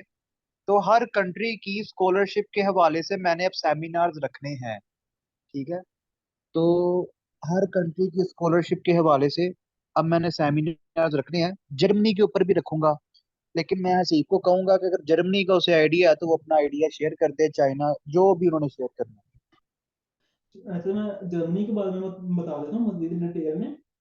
जर्मनी में भी एडमिशन जो है ये जनवरी में स्टार्ट हो जाते हैं, तो ये मई तक इनकी डेडलाइन चल रही होती है कुछ यूनिवर्सिटीज की। जर्मनी में जो ट्यूशन फी है वो या तो है नहीं या बहुत कम है। इन केस वो ट्यूशन फी नहीं है, वो सेमेस्टर कंट्रीब्यूशन फी होती है। अगर वो भी कई बार स्टूडेंट्स को की कम कर देते हैं। उस कंट्रीब्यूशन फी के अंदर आपके लैब की फी, आपके जो ट्रैवलिंग चार्जेस होते हैं, उनके लिए एक स्टूडेंट कार्ड मिल जाता है, जिसके ऊपर आप काफी ज्यादा फैसिलिटीज यूज कर सकते हैं, लाइक फ्री ट्रैवलिंग यूज कर सकते हैं। उसके अलावा आपको जो लंच है वो यूनिवर्सिटी से डिस्काउंटेड मिल जाता है आपको स्टूडेंट कार्ड की बेस पे। तो मोस्टली जो है वहाँ पे 500 टू 1500 यूरो के अराउंड अबाउट सेमेस्टर की फी होती है। तो उसमें अप्लाई करने के लिए भी यही डॉक्यूमेंट्स जिससे मैंने मेंशन किए हुए हैं, पर्सनल स्टेटमेंट और डीएमसी डिग्री वगैरह ये चाहिए होती है। तो सबसे पहले आप अपने यूनिवर्सिटी में अप्लाई करें। जैसे ही आपको ऑफर लेटर आ जाता है, आप वीजा के लिए अपॉइंटमेंट के लिए अप्लाई कर दें, क्योंकि जो जर्मनी की अपॉइंटमेंट है ये भी ऑलमोस्ट 3 से 4 माह बाद जाके ही मिलती है। अगर आपका प्रोग्राम सितंबर में स्टार्ट हो रहा है और आप मार्च में अप्लाई करते हैं वीजा अपॉइंटमेंट के लिए, तो फिर ही आप ऑन टाइम पहुंच सकेंगे, अदरवाइज आप कुछ ना कुछ लेट हो जाएंगे। तो उसके अलावा जर्मनी में कुछ स्कॉलरशिप आती हैं जो मैंने लिस्ट में भी ऐड किया। फ्रेडरिक एबर्ट स्कॉलरशिप है, आप उसमें अप्लाई कर दें। इसके अलावा जो डार्ड स्कॉलरशिप है, डार्ड ग्रुप ऑफ स्कॉलरशिप, ये है स्पेसिफिकली जर्मनी का। तो अब प्रोग्राम में अप्लाई करने के बाद वहां फंडिंग के लिए अप्लाई कर सकते हैं। अदरवाइज जर्मनी में जो पार्ट टाइम जॉब के ऑप्शन काफी अच्छी है, वहां पे लैंग्वेज बैरियर भी नहीं है। ऑलमोस्ट 50 to 60% लोगों को इंग्लिश आती है। तो आप वहाँ पे पार्ट टाइम जॉब कर सकते हैं, लेकिन आपको वीजा के लिए ब्लॉक अकाउंट जो है वो बनाना पड़ेगा। उसमें 11,000 to 12,000 जो है डिपॉजिट करवाना पड़ता है, जो आपको वहाँ पे मंथली रिटर्न होता रहता है। ये एक्चुअली ये होता है कि जब आपने वीजा अप्लाई करना होता है, तो आपने उन्हें साबित करना होता है कि आपके पास इतने फंड हैं कि आप 1 साल तक अपने आप को सपोर्ट कर सकते हैं। तो जर्मनी ने ब्लॉक अकाउंट का ऑप्शन रखा हुआ है, जहाँ पे वो आपको मंथली आपके एक्सपेंस रिटर्न करते रहते हैं। इसके अलावा चाइना में मैंने अप्लाई नहीं था किया पर्सनली, तो चाइनीज स्कॉलरशिप के बारे में ज्यादा नहीं पता मुझे। तो चाइना की एक आंसू स्कॉलरशिप है सीएससी के अलावा, तो आप उसमें लाजमी अप्लाई करें। उसमें फंडिंग ज्यादा है सीएससी की निस्बत।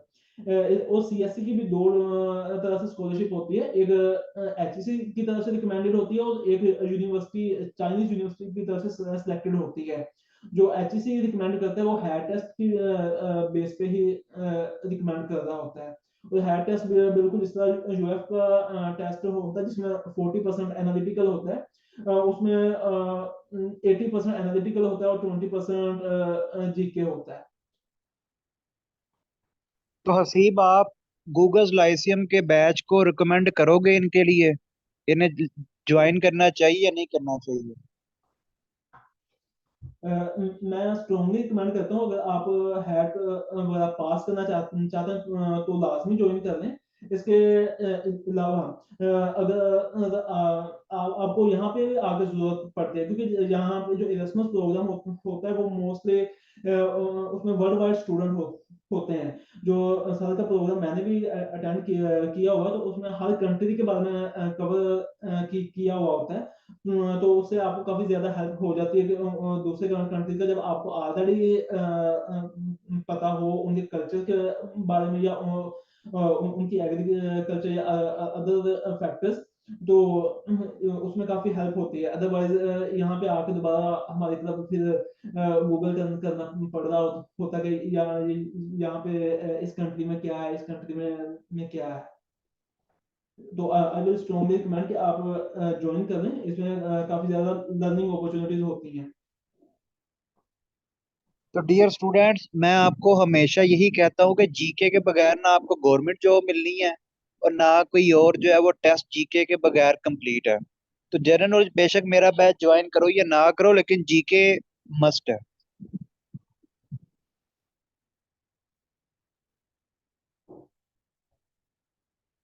इसके अलावा किसी का कोई क्वेश्चन हो तो वो पूछ सकते हैं।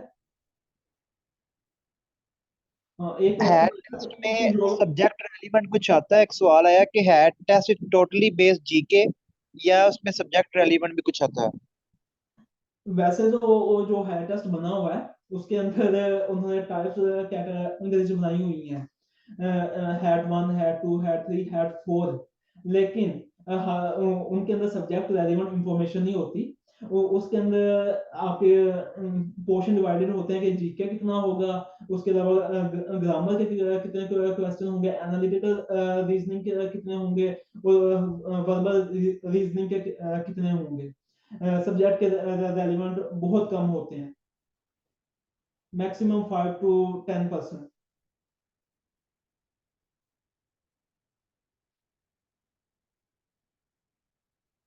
अच्छा, जो प्रोफेसर्स को ईमेल्स करनी होती हैं, उसमें ईमेल का कैसी वो ईमेल कैसी लिखी होनी, उसका स्ट्रक्चर कैसा होना चाहिए ईमेल का? ईमेल कोशिश करें कि आपके प्रिसाइज हो। ईमेल के जो मेनली तीन पोर्शन होते हैं। फर्स्ट पैराग्राफ में आप ये मेंशन करते हो कि आप हो कौन, अपना नेम, और साथ अपने ईमेल करने का मकसद कि why are you reaching that professor. Second graph में आप अपनी डिटेल लिखते हैं, आपने किस यूनिवर्सिटी से कौन सी डिग्री की हुई है, आप अपना एक्सपीरियंस लिखते हैं। और साथ प्रोफेसर को जो इंटरेस्ट है उनको डिस्कस करते हैं कि आपने उनकी प्रोफाइल रिव्यू की है, या जैसे भी आपको उनके बारे में पता चला है, तो आप उनके इस प्रोग्राम में इंटरेस्टेड हैं, और मेरी ये एक्सपर्टीज है, मैं इस वजह से आपको ज्वाइन करना चाहता हूँ। तो स्पेसिफिक लिखें हर प्रोफेसर के लिए, तो वो ज्यादा बेटर रहता है। स्पेसिफिकली ऑस्ट्रेलिया का वहां पे मैंने एक प्रोफेसर को ईमेल किया, जब मैंने दूसरी स्टेट की एक और यूनिवर्सिटी में ईमेल किया, तो उस प्रोफेसर ने ही मुझे रिप्लाई किया कि आपका जो ईमेल था उन्हें रिसीव हुआ हुआ था, उन्होंने मेरी प्रोफाइल उनके पास भेजी हुई थी। तो इसलिए एक ही ईमेल बार हर प्रोफेसर को ना सेंड करें, या चैट जीपीटी से लिख के अगर लिखा भी है तो उसको खुद चेंज करें। उसमें देखना कि कई बार ये होता है कि चैट जीपीटी ने ऑप्शन दिया होता है कि यूर ऑर्गेनाइजेशन या यूर नेम, तो वो चीज रिमूव करके अपना नेम वगैरह लिख दिया करें। मैं छोटा सा वाक्य शेयर करता हूँ। रिसेंटली मैंने एंटोमोलॉजिस्ट हायर करने थे अपनी अपनी रिप्लेसमेंट के लिए, जब मैं स्कॉलरशिप हो गया तो कंपनी छोड़ के आ रहा था, तो मेरे पास 40+ सीवी रिसीव हुई थी। उनमें से सिर्फ तीन ईमेल ऐसे थे जो खुद लिखे हुए थे, बाकी या तो ईमेल था ही नहीं, या अगर किसी ने चैट जीपीटी से एग्जैक्ट कॉपी करके लिख लिया, इवन कि अपना नाम तक चेंज नहीं किया। और अगर आप ट्विटर पे भी देखेंगे तो अक्सर प्रोफेसर ये चीजें शेयर कर रहे होते हैं कि कई बार उन्हें पाकिस्तान मेंशन किया हुआ होता है कि पाकिस्तानी स्टूडेंट्स ने ये किया है। तो इसलिए मेरी आप लोगों से रिक्वेस्ट भी है, आप लोगों को गाइडलाइन भी है कि स्पेसिफिकली लिखें, उसको टीचर के बारे में सर्च करके लिखें, और साथ अपनी सीवी और अपना ट्रांसक्रिप्ट, ये दो चीजें अटैच करें। अगर आप पीएचडी के लिए अप्लाई कर रहे हैं और आपने ऑलरेडी कोई रिसर्च प्रपोजल लिखा हुआ है जो रेलिवेंट है, तो वो अटैच कर दें। मोस्टली जो रिसर्च प्रपोजल होता है वो आपको की प्रोफाइल को असेस करने के लिए वो यूज करते हैं कि ये बंदा कितने पानी में है। अगर उसके रेलिवेंट उनके पास ना भी हो स्पेस, तो फिर भी एक्सेप्ट कर लेते हैं, अगर उनको ये श्योर हो जाए कि इस बंदे के पास स्किल्स वगैरह अच्छे हैं। ये मुझे एक क्वेश्चन सी हुआ कि यूरोपास पे सीवी कैसे बनाई जाए, तो उसका मैं लिंक ग्रुप में शेयर करवा दूंगा। तो यूरोपास पे अपनी पहले प्रोफाइल अकाउंट क्रिएट करें, उसको अपनी प्रोफाइल बनाएं, ठीक है, उसके बाद उसको फिर सीवी में नेक्स्ट कन्वर्ट कर दें।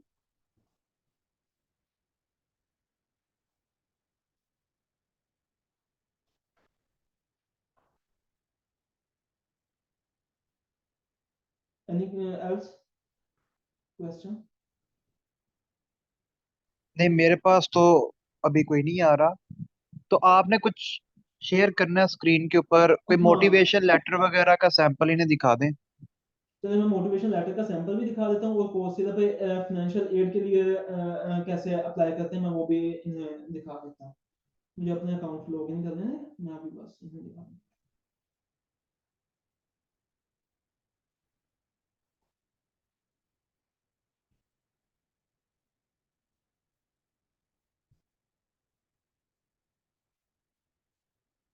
मेरी स्क्रीन विजिबल है आपको? जी विजिबल है। ठीक है। तो आपने सिंपली अपने कोर्सेरा के अकाउंट में लॉगिन करने के बाद प्रोग्राम सर्च करने। तो मेरे पास यहाँ पे डबल प्रोफाइल है, क्योंकि मैं गूगल के साथ अटैच हूँ। तो मैं वहां से कोर्सेज वगैरह कर रहा हूँ। तो अगर आपके पास भी ये अपॉर्चुनिटी है तो आप गूगल के साथ IRM ऑर्गेनाइजेशन है, वो वहां से लिंक कर सकते हैं। वहां पर गूगल प्रोजेक्ट मैनेजमेंट और कुछ 6 मंथ के कोर्सेज हैं, वो ज्वाइन कर सकते हैं। इसके अलावा अगर आपने अपने डिग्री के रेलिवेंट करने हैं तो सिंपली सर्च करें आके, just for an example chemistry के रेलिवेंट आप कोई भी कोर्स ढूंढना चाहते हैं, या आप लैंग्वेज के बारे में चाहते हैं जो एक इम्पोर्टेंट है आपके लिए, क्योंकि यहाँ पे यूरोप में सारी वही यूज हो रही है सर्च पेपर्स में भी।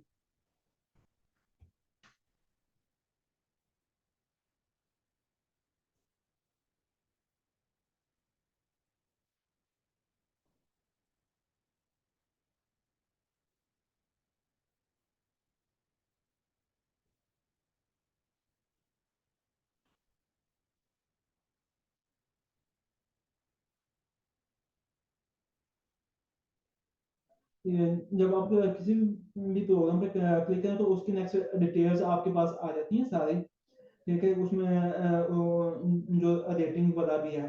जब आप नेक्स्ट इनरोल करते हैं तो कंटिन्यू करना है। एक्चुअली मेरा अकाउंट गूगल के साथ लिंक है और मेरे लिए सारे यहाँ पे ऑलमोस्ट फ्री कर दिए उन्होंने कोर्सेज वगैरह। तो मैं यहाँ पे शो नहीं करवा सकता कि कैसे आप उन्हें अप्लाई करना, लेकिन जब आप लोग इस पॉइंट पे आएंगे तो इस जगह पे लिखा होगा फाइनेंशियल एड अवेलेबल।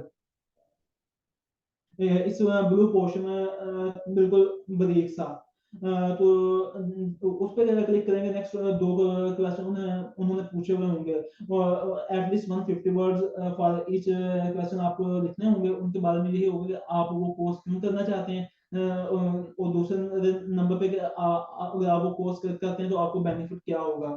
तो वो बेशक आप चैट जीपीटी से लिख के उसे बाद में खुद एडिट करके ऐड कर दें तो आपको मोस्टली एक्सेस मिल जाती है। मेरा गूगल के साथ स्पॉन्सरशिप होने की वजह से सारे कोर्सेज जो हैं वो फ्री हैं, इसलिए मैं आपको ये चीज़ शो नहीं करवा सका। इसके बाद अब ये एक सैंपल मेरे पास पड़ा हुआ है कि इस किस तरह आपने लिखना है। तो मोस्टली कोशिश करें कि किसी भी कोर्स से स्टार्ट करें अपना मोटिवेशन लेटर। हर motivation letter statement of purpose में थोड़ा सा डिफरेंस होता है। जो मोटिवेशनल लेटर होता है इसमें ये आप थोड़ा इमोशनल अटैचमेंट दे सकते हैं, लेकिन जो आपके पर्सनल स्टेटमेंट है इसमें आप अपनी क्वालिफिकेशंस और साइंटिफिक मेथड्स पे ज्यादा फोकस करना है अपना। इसी तरह के फर्स्ट पैराग्राफ में अपने प्रोग्राम के बारे में मेंशन करें कि आप उस फील्ड में क्यों हैं। आप जिस भी एक फील्ड में आप अपने उस फील्ड के बारे में मेंशन करें, आप उस फील्ड में आने की आपके रीजन क्या थी, मोटिवेशन बिहाइंड क्या थी। कोई भी लाइफ इवेंट लिख लें। अक्सर आपका कोई लाइफ इवेंट होता है जिसकी वजह से आप प्रोग्राम में आए हुए होते हो। ये नहीं लिखना कि मेरा फर्स्ट एडमिशन था, या ये चीजें नहीं मेंशन करनी। तो अपना प्रोफेशनल वे दिखाना कि मैं किसी स्पेसिफिक कॉज की वजह से इस प्रोग्राम में आया हूँ। और दूसरे जो पैराग्राफ होगा उसमें आप अपने स्पेसिफिक उस प्रोग्राम में, जिस तरह अगर मैं एग्रीकल्चर में हूँ तो एग्रीकल्चर में प्लांट प्रोटेक्शन या एंटोमोलॉजी जी में क्यों हूँ। ये जो नेक्स्ट प्रोग्राम सस्टेनेबल एग्रीकल्चर है मास्टर्स, मैं उस एक स्पेसिफिक प्रोग्राम में किस वजह से जा रहा हूँ।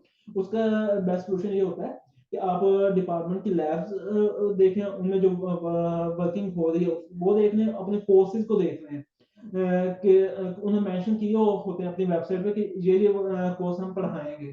तो आप उन चीज़ों को हाईलाइट कर सकते हैं, साथ कि ये मेंशन कर सकते हैं मल्टीकल्चरल एक्सपीरियंस होगा मेरे पास, कटिंग एज टेक्नोलॉजी जिसमें मुझे सीखने का मौका मिलेगा, इसका पॉइंट्स वगैरह ऐड करके। उसके बाद तीसरे में आप अपना वर्क एक्सपीरियंस और एजुकेशन को एक्सप्लेन करते हैं। जैसा इधर भी उन्होंने अपन मेंशन किया होगा अपना 8 इयर्स ऑफ एक्सपीरियंस। तो वो चीज़ें मेंशन करें, साथ अपनी करिकुलर एक्टिविटीज, अगर कोई आपके पास सर्टिफिकेशन है विच इज वेरी स्पेसिफिक, जैसे आर लैंग्वेज है, आई रिकमेंड कि ये सीखना है। आप अपने मोटिवेशन में ये चीज़ मेंशन करते हैं तो आपके चांसेस सिलेक्शन के बहुत ज़्यादा बढ़ जाएंगे, क्योंकि पाकिस्तान में आर लैंग्वेज बहुत कम यूज हो रही है। और यूरोप में अब हर जगह पे ही ये है, इवन के हम हमारे हर टीचर हमें ये कह रहे होते हैं कि आप अपने प्रोफेसर के साथ ये सीख लें, उसके बाद आर लैंग्वेज सीख लें, उसके बाद हम ये वाला टास्क कंप्लीट करेंगे। इवन के 20 to 30% of first subject portion जो है वो स्टैटिस्टिक्स के रेलिवेंट होता है, तो जो कि मोस्टली आर लैंग्वेज है। तो आप आर लैंग्वेज कोर्सेज सिर्फ फ्री में सीख सकते हैं। तो उसके बाद जो फाइनल पैराग्राफ है इसमें आप लोग लाजमी तौर पे ये मेंशन करें कि आपको बेनिफिट क्या होगा, आपके कंट्री कंट्री को क्या बेनिफिट होगा, आपके मास्टर डिग्री का आउटकम क्या होगा, ये चीजें लाजमी तौर पे मेंशन करें। ये सैंपल जो है ये भी मैं ग्रुप में शेयर करवा देता हूँ। उसके अलावा कुछ रिकमेंडेशन लेटर्स में आपको शो दिखा देता हूँ। अपने ही मेरे पास पड़े हुए हैं।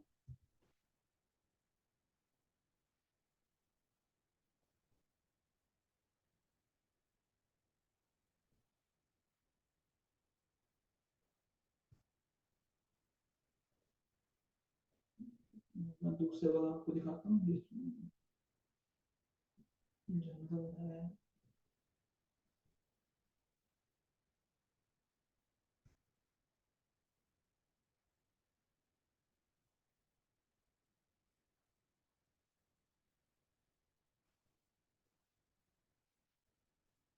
जैसा इसमें मैंने ये चीज मेंशन की हुई है कि प्रोफेसर ने ही मुझे इनकरेज किया था स्कॉलरशिप में अप्लाई करने के लिए। तो इससे आपका जो पर्सनल लिंक है प्रोफेसर के साथ वो शो होता है। ठीक है। इसके अलावा जिस तरह नेक्स्ट मेरा पैराग्राफ है, इंटरनल सुपरविजन के बारे में मैंने लिखा हुआ अच्छा, है। वो हमें नजर नहीं आ रहा। अ, आप लोग हसीब, सुनिए। ये आप पहले स्क्रीन एंड करो और फिर आप उसको शो करें। वो चलो हमें मैं नजर नहीं आ रहा। ओके।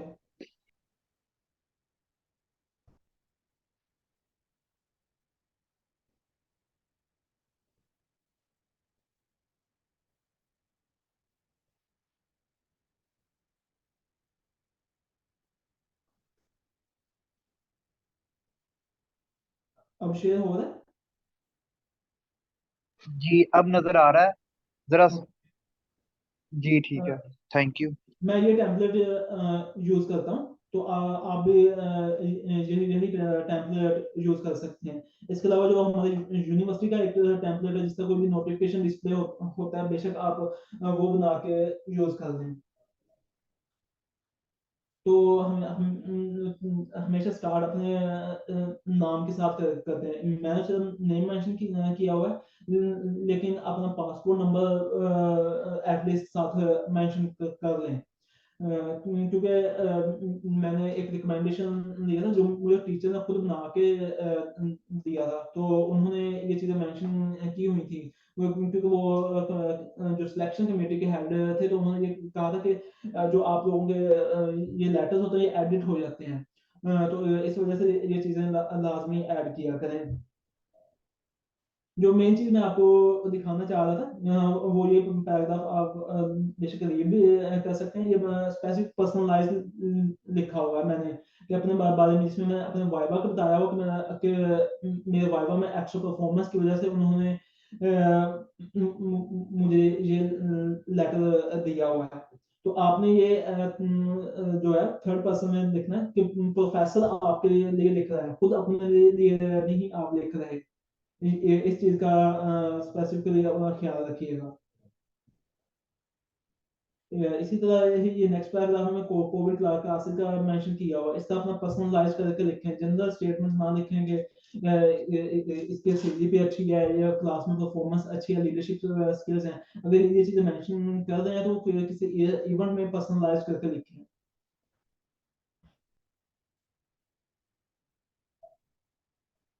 ये सैंपल मैं सेंड करवा दूंगा आपको।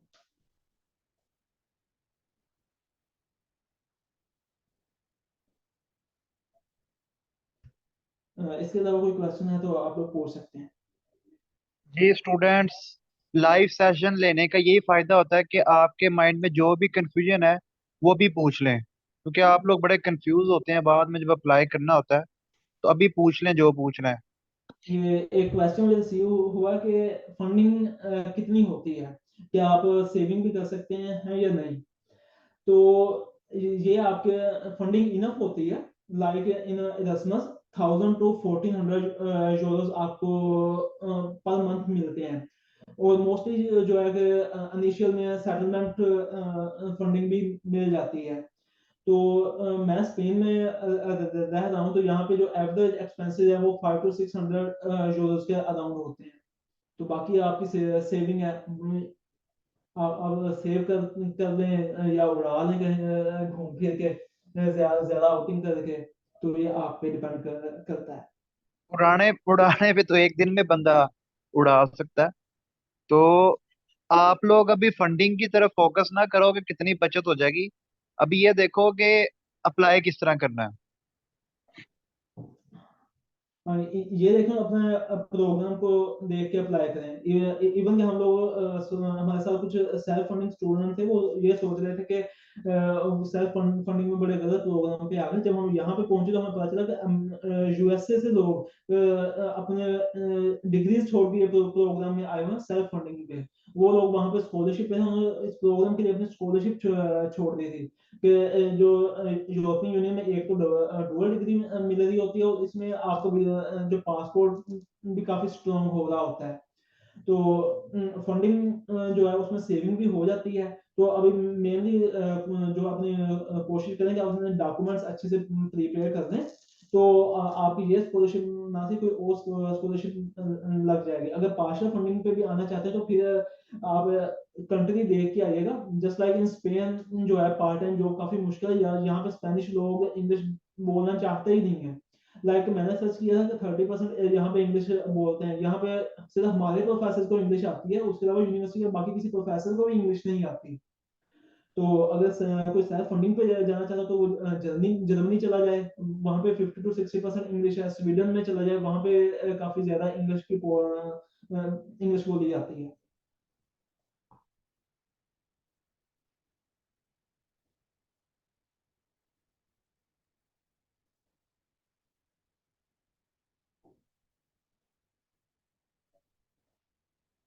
एक सवाल आया कि क्या यूनिवर्सिटी और अरेस्मस मंडस में एक ही साथ एक ही दफा अप्लाई करना होता है, यूनिवर्सिटी में अलहदा अप्लाई करना है और प्रोग्राम में अलहदा अप्लाई करना है? एक ही एप्लीकेशन होती है जो आप अप्लाई कर रहे होते हैं, वो किसी यूनिवर्सिटी की वेबसाइट होती है, तो एक ही जगह अप्लाई होगा इसका। अगर आप यूके के लिए अप्लाई कर रहे हैं, जिसका कॉमनवेल्थ है, तो वो उसमें आपको यूनिवर्सिटी के लिए अलग अप्लाई करना पड़ेगा। उसके कॉमनवेल्थ को अलग अप्लाई करना पड़ेगा। अगर आप एचईसी रिकमेंडेड की तरफ से जाना चाहते हो तो एचईसी को अलग तरफ से अप्लाई करना पड़ेगा।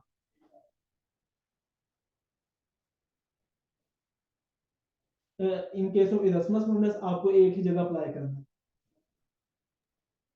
सर ये रेफरेंस रिकमेंडेशन लेटर पहले लैपटॉप पर लिख कर फिर उसका प्रिंट लेकर साइन करवाने हैं, और जो जो प्रिंट है वो कलर्ड लेना है?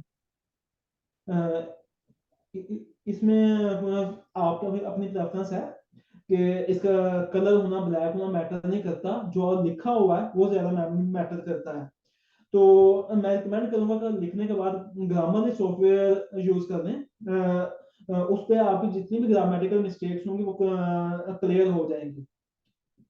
वो ना हो के रिकमेंडेशन लेटर में बड़ी बड़ी मिस्टेक्स हों और आप वो अपलोड करें, तो वो पढ़ने वालों को भी पता चल जाएगा कि ये फेक बना हुआ है। तो इसलिए ग्रामरली यूज करें। उसके एक्सटेंशन भी ऐड हो जाती है, वर्ड में भी ऐड हो जाता है, तो वो ऐड करके उससे अपना डॉक्यूमेंट प्रूफ रीड करने के बाद साइन वगैरह करवाएं। बेशक आप पी पीडीएफ फॉर्म में साइन करवा दें, बेशक आप हार्ड फॉर्म में साइन करवा दें। पीएचडी में अप्लाई करने के लिए कोई वो होना चाहिए, पब्लिकेशन होनी चाहिए, या बगैर पब्लिकेशन के भी पीएचडी में अप्लाई हो जाता है? अप्लाई हो जाता है बगैर पब्लिकेशन के, सिलेक्शन बहुत मुश्किल हो जाती है, क्योंकि आप उनके साथ कंपेयर कर रहे होते हैं जिनकी एटलीस्ट दो दो तीन तीन पब्लिकेशंस होती हैं।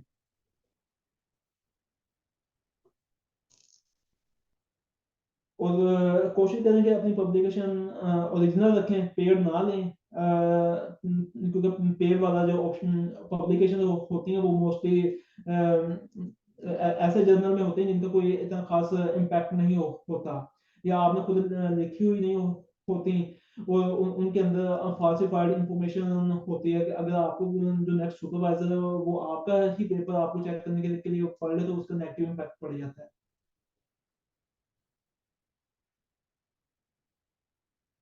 एक क्वेश्चन है कि खुद अप्लाई करें या कंसल्टेंट के थ्रू अप्लाई करवाएं। अगर आप मेहनत नहीं कर सकते हो, आपके पास पैसे हैं, तो आप कंसल्टेंट से अप्लाई करवा लें। वेरीफाइड स्कॉलरशिप वाले अप्लाई करके देते हैं, एक स्कॉलरशिप में अप्लाई करने का 15,000 चार्ज करते हैं। स्कॉलरशिप हो, एडमिशन हो, इस चीज की कोई गारंटी नहीं है, सिर्फ आपकी एप्लीकेशन सबमिट होगी, इस चीज की उनकी गारंटी है। और उसके साथ वो अगर आपके लिए कोई मोटिवेशन लेटर लिख रहे हैं तो सिमिलर ही वो किसी और के लिए भी लिख रहे होंगे, तो इसलिए आई रिकमेंड कि आप खुद अप्लाई करें। अच्छा, एक सवाल आया है, रिकमेंडेशन लेटर अपनी यूनिवर्सिटी के सुपरवाइजर से भी और फॉरेन यूनि के सुपरवाइजर से भी लेना पड़ता है क्या? फॉरेन यूनिवर्सिटी के सुपरवाइजर से नहीं लेना पड़ता है, फॉरेन यूनिवर्सिटी से एक्सेप्टेंस लेटर लेते होते हैं, जिस तरह चाइनीज स्कॉलरशिप के लिए कुछ स्टूडेंट्स अप्लाई कर रहे होते हैं, तो उसका इतना ज्यादा इम्पैक्ट नहीं है, क्योंकि जिन स्टूडेंट के पास एक्सेप्टेंस लेटर भी था और उनकी कई मैंने लास्ट ईयर देखा उनकी स्कॉलरशिप नहीं हुआ था, तो अगर आप लेना चाहते हैं तो यूएसए में अप्लाई कर लें एक्सेप्टेंस के लिए। उससे ये होगा कि यूएसए के प्रोफेसर के पास फंडिंग होती है, ऑस्ट्रेलिया में प्रोफेसर के पास फंडिंग होती है, जापान में और साउथ कोरिया में भी होती है। तो वो अगर आपको सीट ऑफर कर देते हैं तो आपको यूनिवर्सिटी में सेपरेट कंप्लीट करने की जरूरत नहीं पड़ती, आप सिंपल अप्लाई करेंगे, वो प्रोफेसर आपकी एप्लीकेशन जो है वो अप्रूव करवा देगा और आपका एडमिशन हो जाएगा।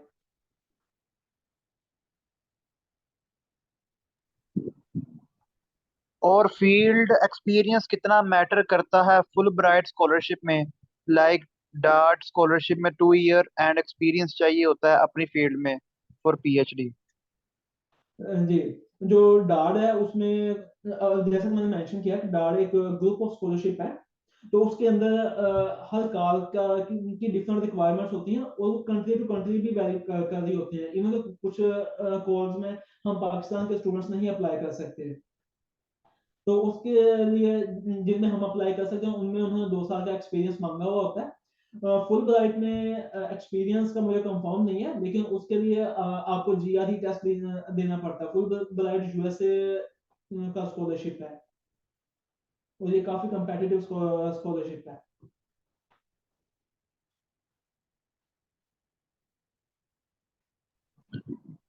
सर, एरेस्मस का अप्लाई करने की कोई फीस है? नहीं, कोई फीस नहीं है एरasmus में अप्लाई करने की, इस साल लगा दें तो मैं कुछ कह नहीं सकता, लास्ट ईयर तक कोई फी नहीं थी, और इसकी कार्ड अभी ओपन होना शुरू हो जाएंगी। ये कुछ प्रोग्राम्स की 1 अक्टूबर को होती हैं, बाकी की 15 अक्टूबर से दिसंबर तक ओपन होती हैं, फिर जनवरी से मार्च तक क्लोज हो जाती हैं। सर, ये एक्सेप्टेंस लेटर किसी भी फॉरेन यूनि के प्रोफेसर से ले सकते हैं? अ, हाँ, किसी भी यूनिवर्सिटी से ले सकते हैं।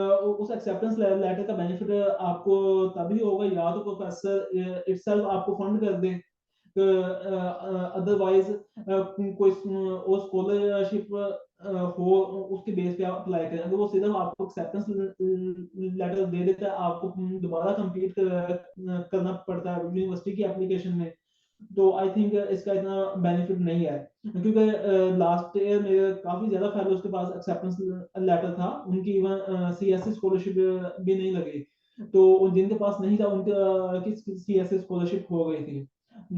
ये आपको कंट्री टू कंट्री इसकी इंपॉर्टेंस वैरी करती है।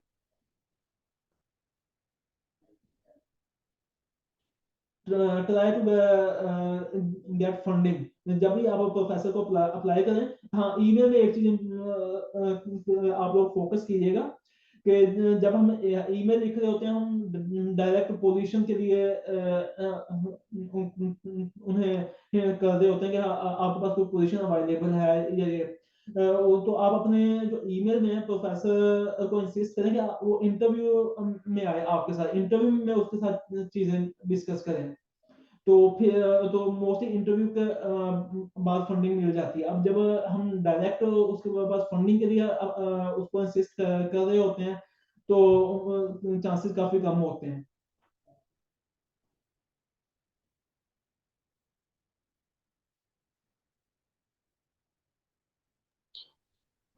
सर हैट का टेस्ट क्या 17 अक्टूबर के बाद दें? अगर तो क्या हम एचएससी कॉमनवेल्थ स्कॉलरशिप में एलिजिबल बन सकते हैं?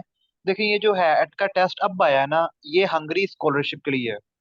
ये कॉमनवेल्थ स्कॉलरशिप के लिए मुझे नहीं पता कि ये बाद में वो नया ना ले लें। तो एचईसी की मर्जी है, उन्होंने पैसे कमाने हैं, तो वो बाद में कॉमनवेल्थ के लिए अलहदा भी टेस्ट ले सकते हैं। चलिए मैं इसका एक्सप्लेन कर देता हूँ। हैट का ये होता है कि आपने एक बार टेस्ट दिया हो लाजमी हो और आप उसमें पास हो।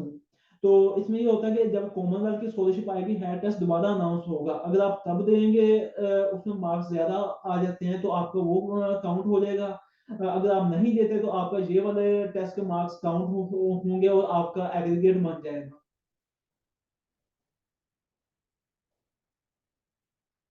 ये है टेस्ट तकरीबन 1 साल तक वैलिड होता है आपका।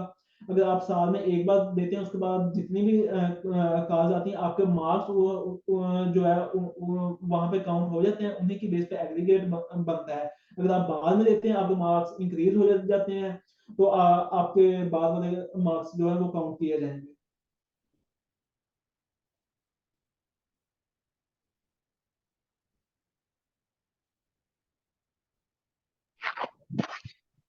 और किसी का कोई सवाल?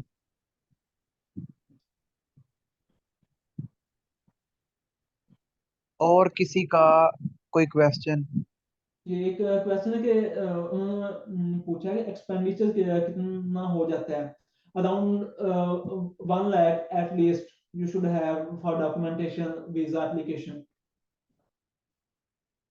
आइट्स कितने साल तक वैलिड है? आज 2 साल तक वैलिड होता है।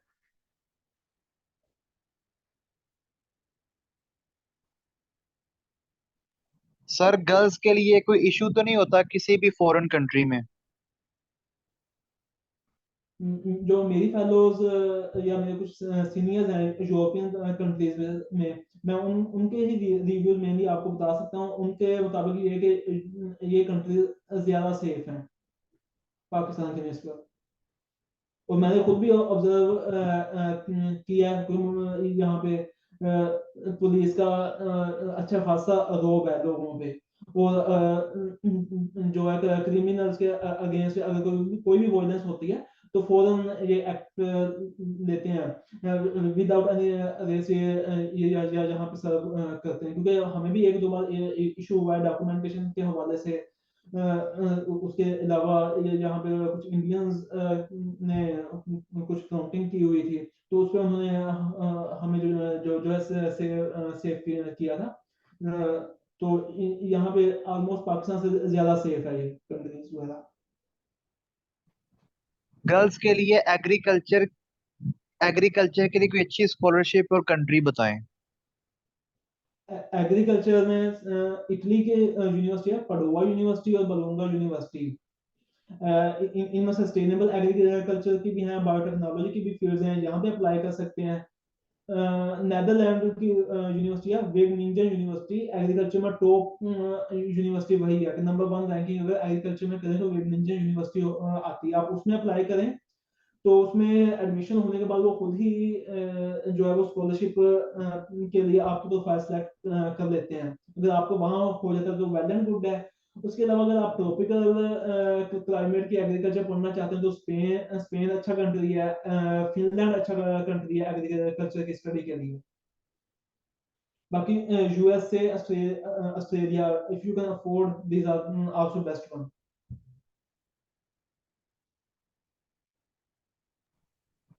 अगर किसी का कोई और सवाल नहीं है तो हम हसीब से इजाजत लेते हैं।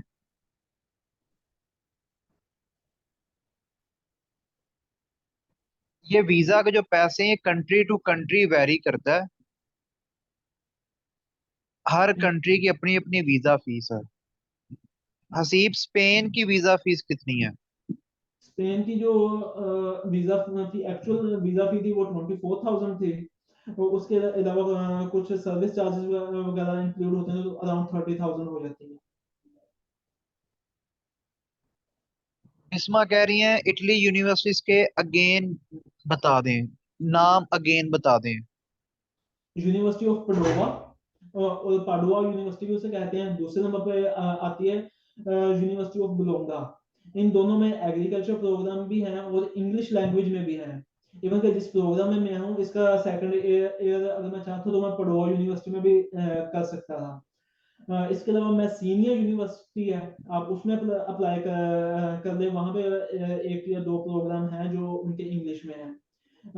आप गूगल करें invest your talent in Italy, तो उसके अंदर आप फील्ड सेलेक्ट करने के बाद यूनिवर्सिटी प्रोग्राम की सारी डिटेल आ जाएगी। इसके अलावा university tally dot I T एक वेबसाइट है इटालियन मिनिस्ट्री की ही, वो उस पे उन्होंने अपने प्रोग्राम्स के बारे में सारी डिटेल दी हुई है। इसके अलावा भी अगर आप कहीं और से सर्च करना चाहते हो तो यूएस न्यूज, ये स्लाइड्स के अंदर लिंक भी था, आप वहां पे जाके एग्रीकल्चर लिख के नीचे कंट्री में इटली का फिल्टर लगा के भी सर्च कर सकते हैं कि किस किस यूनिवर्सिटी में एग्रीकल्चर है। अच्छा, जो बाकी लोग बेस्ट यूनिवर्सिटीज का पूछ रहे हैं ना अपनी डिग्री का, तो आप उनकी रैंकिंग खुद चेक कर लें। गूगल, आप लोग गूगल के ऊपर सर्च करें तो आपके जो सब्जेक्ट के रेलिवेंट जो टॉप यूनिवर्सिटी है वो आ जाएगी। ठीक है, तो बहुत सी वेबसाइट्स हैं, क्यूएस रैंकिंग है और भी हैं, तो आपको मिल जाएगी। ठीक है, ये अब सारे सब्जेक्ट्स की तो नहीं ना याद की हुई यूनिवर्सिटीज के नाम। और इटली में, सॉरी, थाईलैंड की स्कॉलरशिप्स आती हैं, आप उन पे अप्लाई करें, वहां पे कंपटीशन कुछ कम होता है।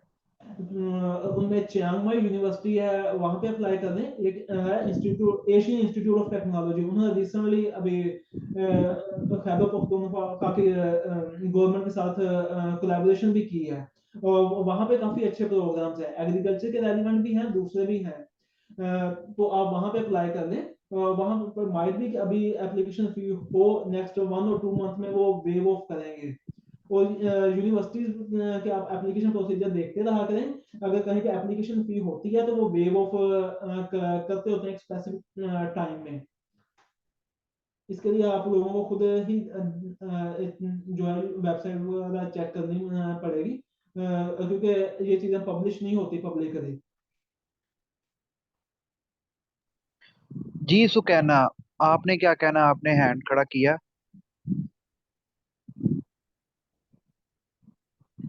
जी सुकैना, आप शेयर करें जो आप शेयर करना चाहती हैं।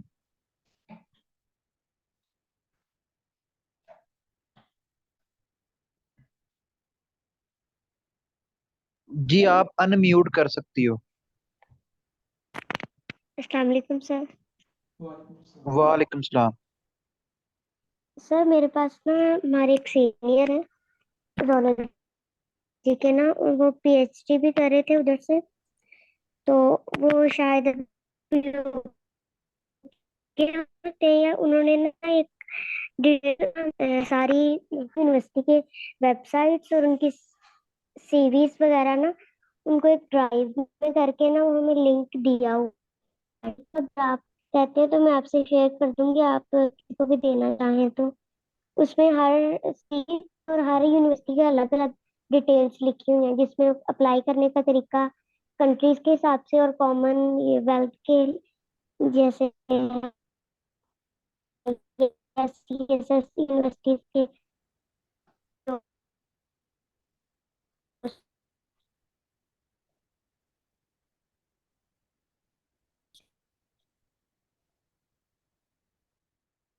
सारी डिटेल। आपकी आवाज नहीं आ रही, डिस्टोर्शन हो रही है। तो मैं आपके पर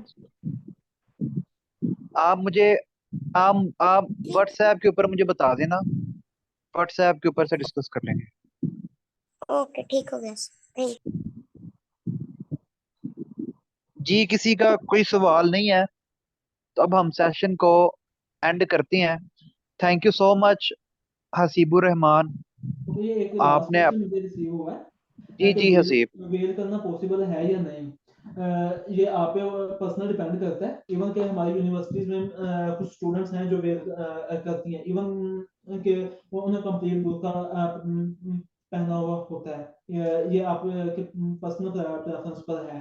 इधर स्पेन में कोई नहीं कुछ कहता, लेकिन यूएसए में की कुछ स्टेट्स में था।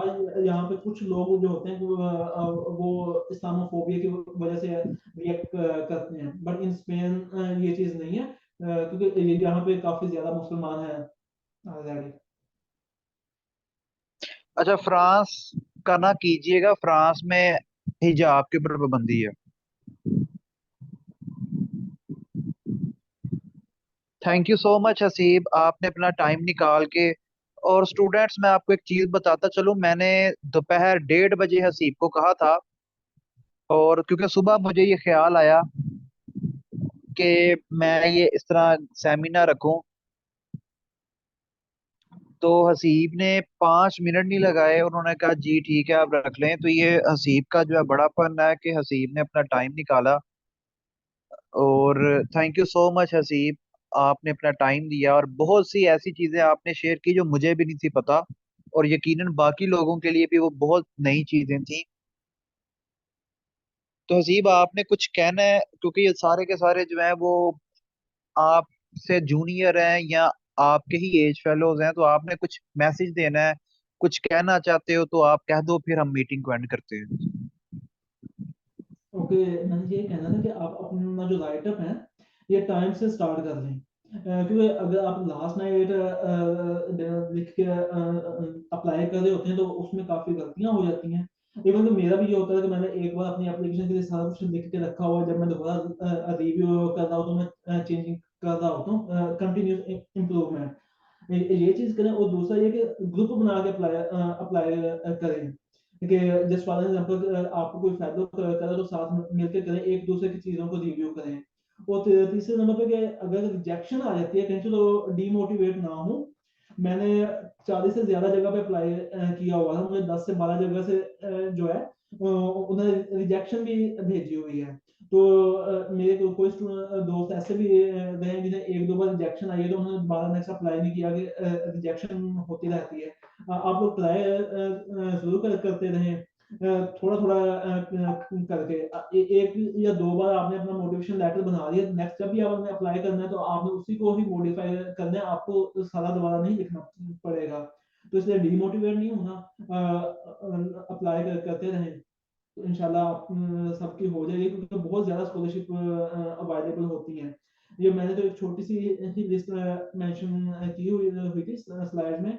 इसके अलावा जब आप वेबसाइट पर एक्सप्लोर करेंगे तो आपको बहुत ज्यादा स्कॉलरशिप मिल जाएंगे। ये इरास्मस के हर प्रोग्राम का जो एप्लीकेशन पीरियड है वो डिफरेंट होता है। कुछ प्रोग्राम का 1 अक्टूबर को ओपन होता है, फिर आस्ता आस्ता हर प्रोग्राम की जो है वो दिसंबर तक ओपन हो जाती है। आप अपने स्पेसिफिक प्रोग्राम सर्च कर लें इस बार, उसके बाद उस प्रोग्राम की वेबसाइट पे ही मेंशन होगा कि कब उनकी जो है वो डेट ओपन होगी। और आप में एग्रीकल्चर मेरे ख्याल स्टूडेंट है, तो फ्रांस का एक प्रोग्राम है बूस्ट। तो काइंडली वो रात में उसमें अप्लाई करें। मैंने अप्लाई किया था, लेकिन मैं इंटरव्यू नहीं दे सकता था जॉब की वजह से। वो बायोलॉजिकल कंट्रोल का बेस्ट प्रोग्राम है और मेरा आइडियल प्रोग्राम था वो। तो उसकी नेक्स्ट जॉब अपॉर्चुनिटीज भी काफी ज्यादा है।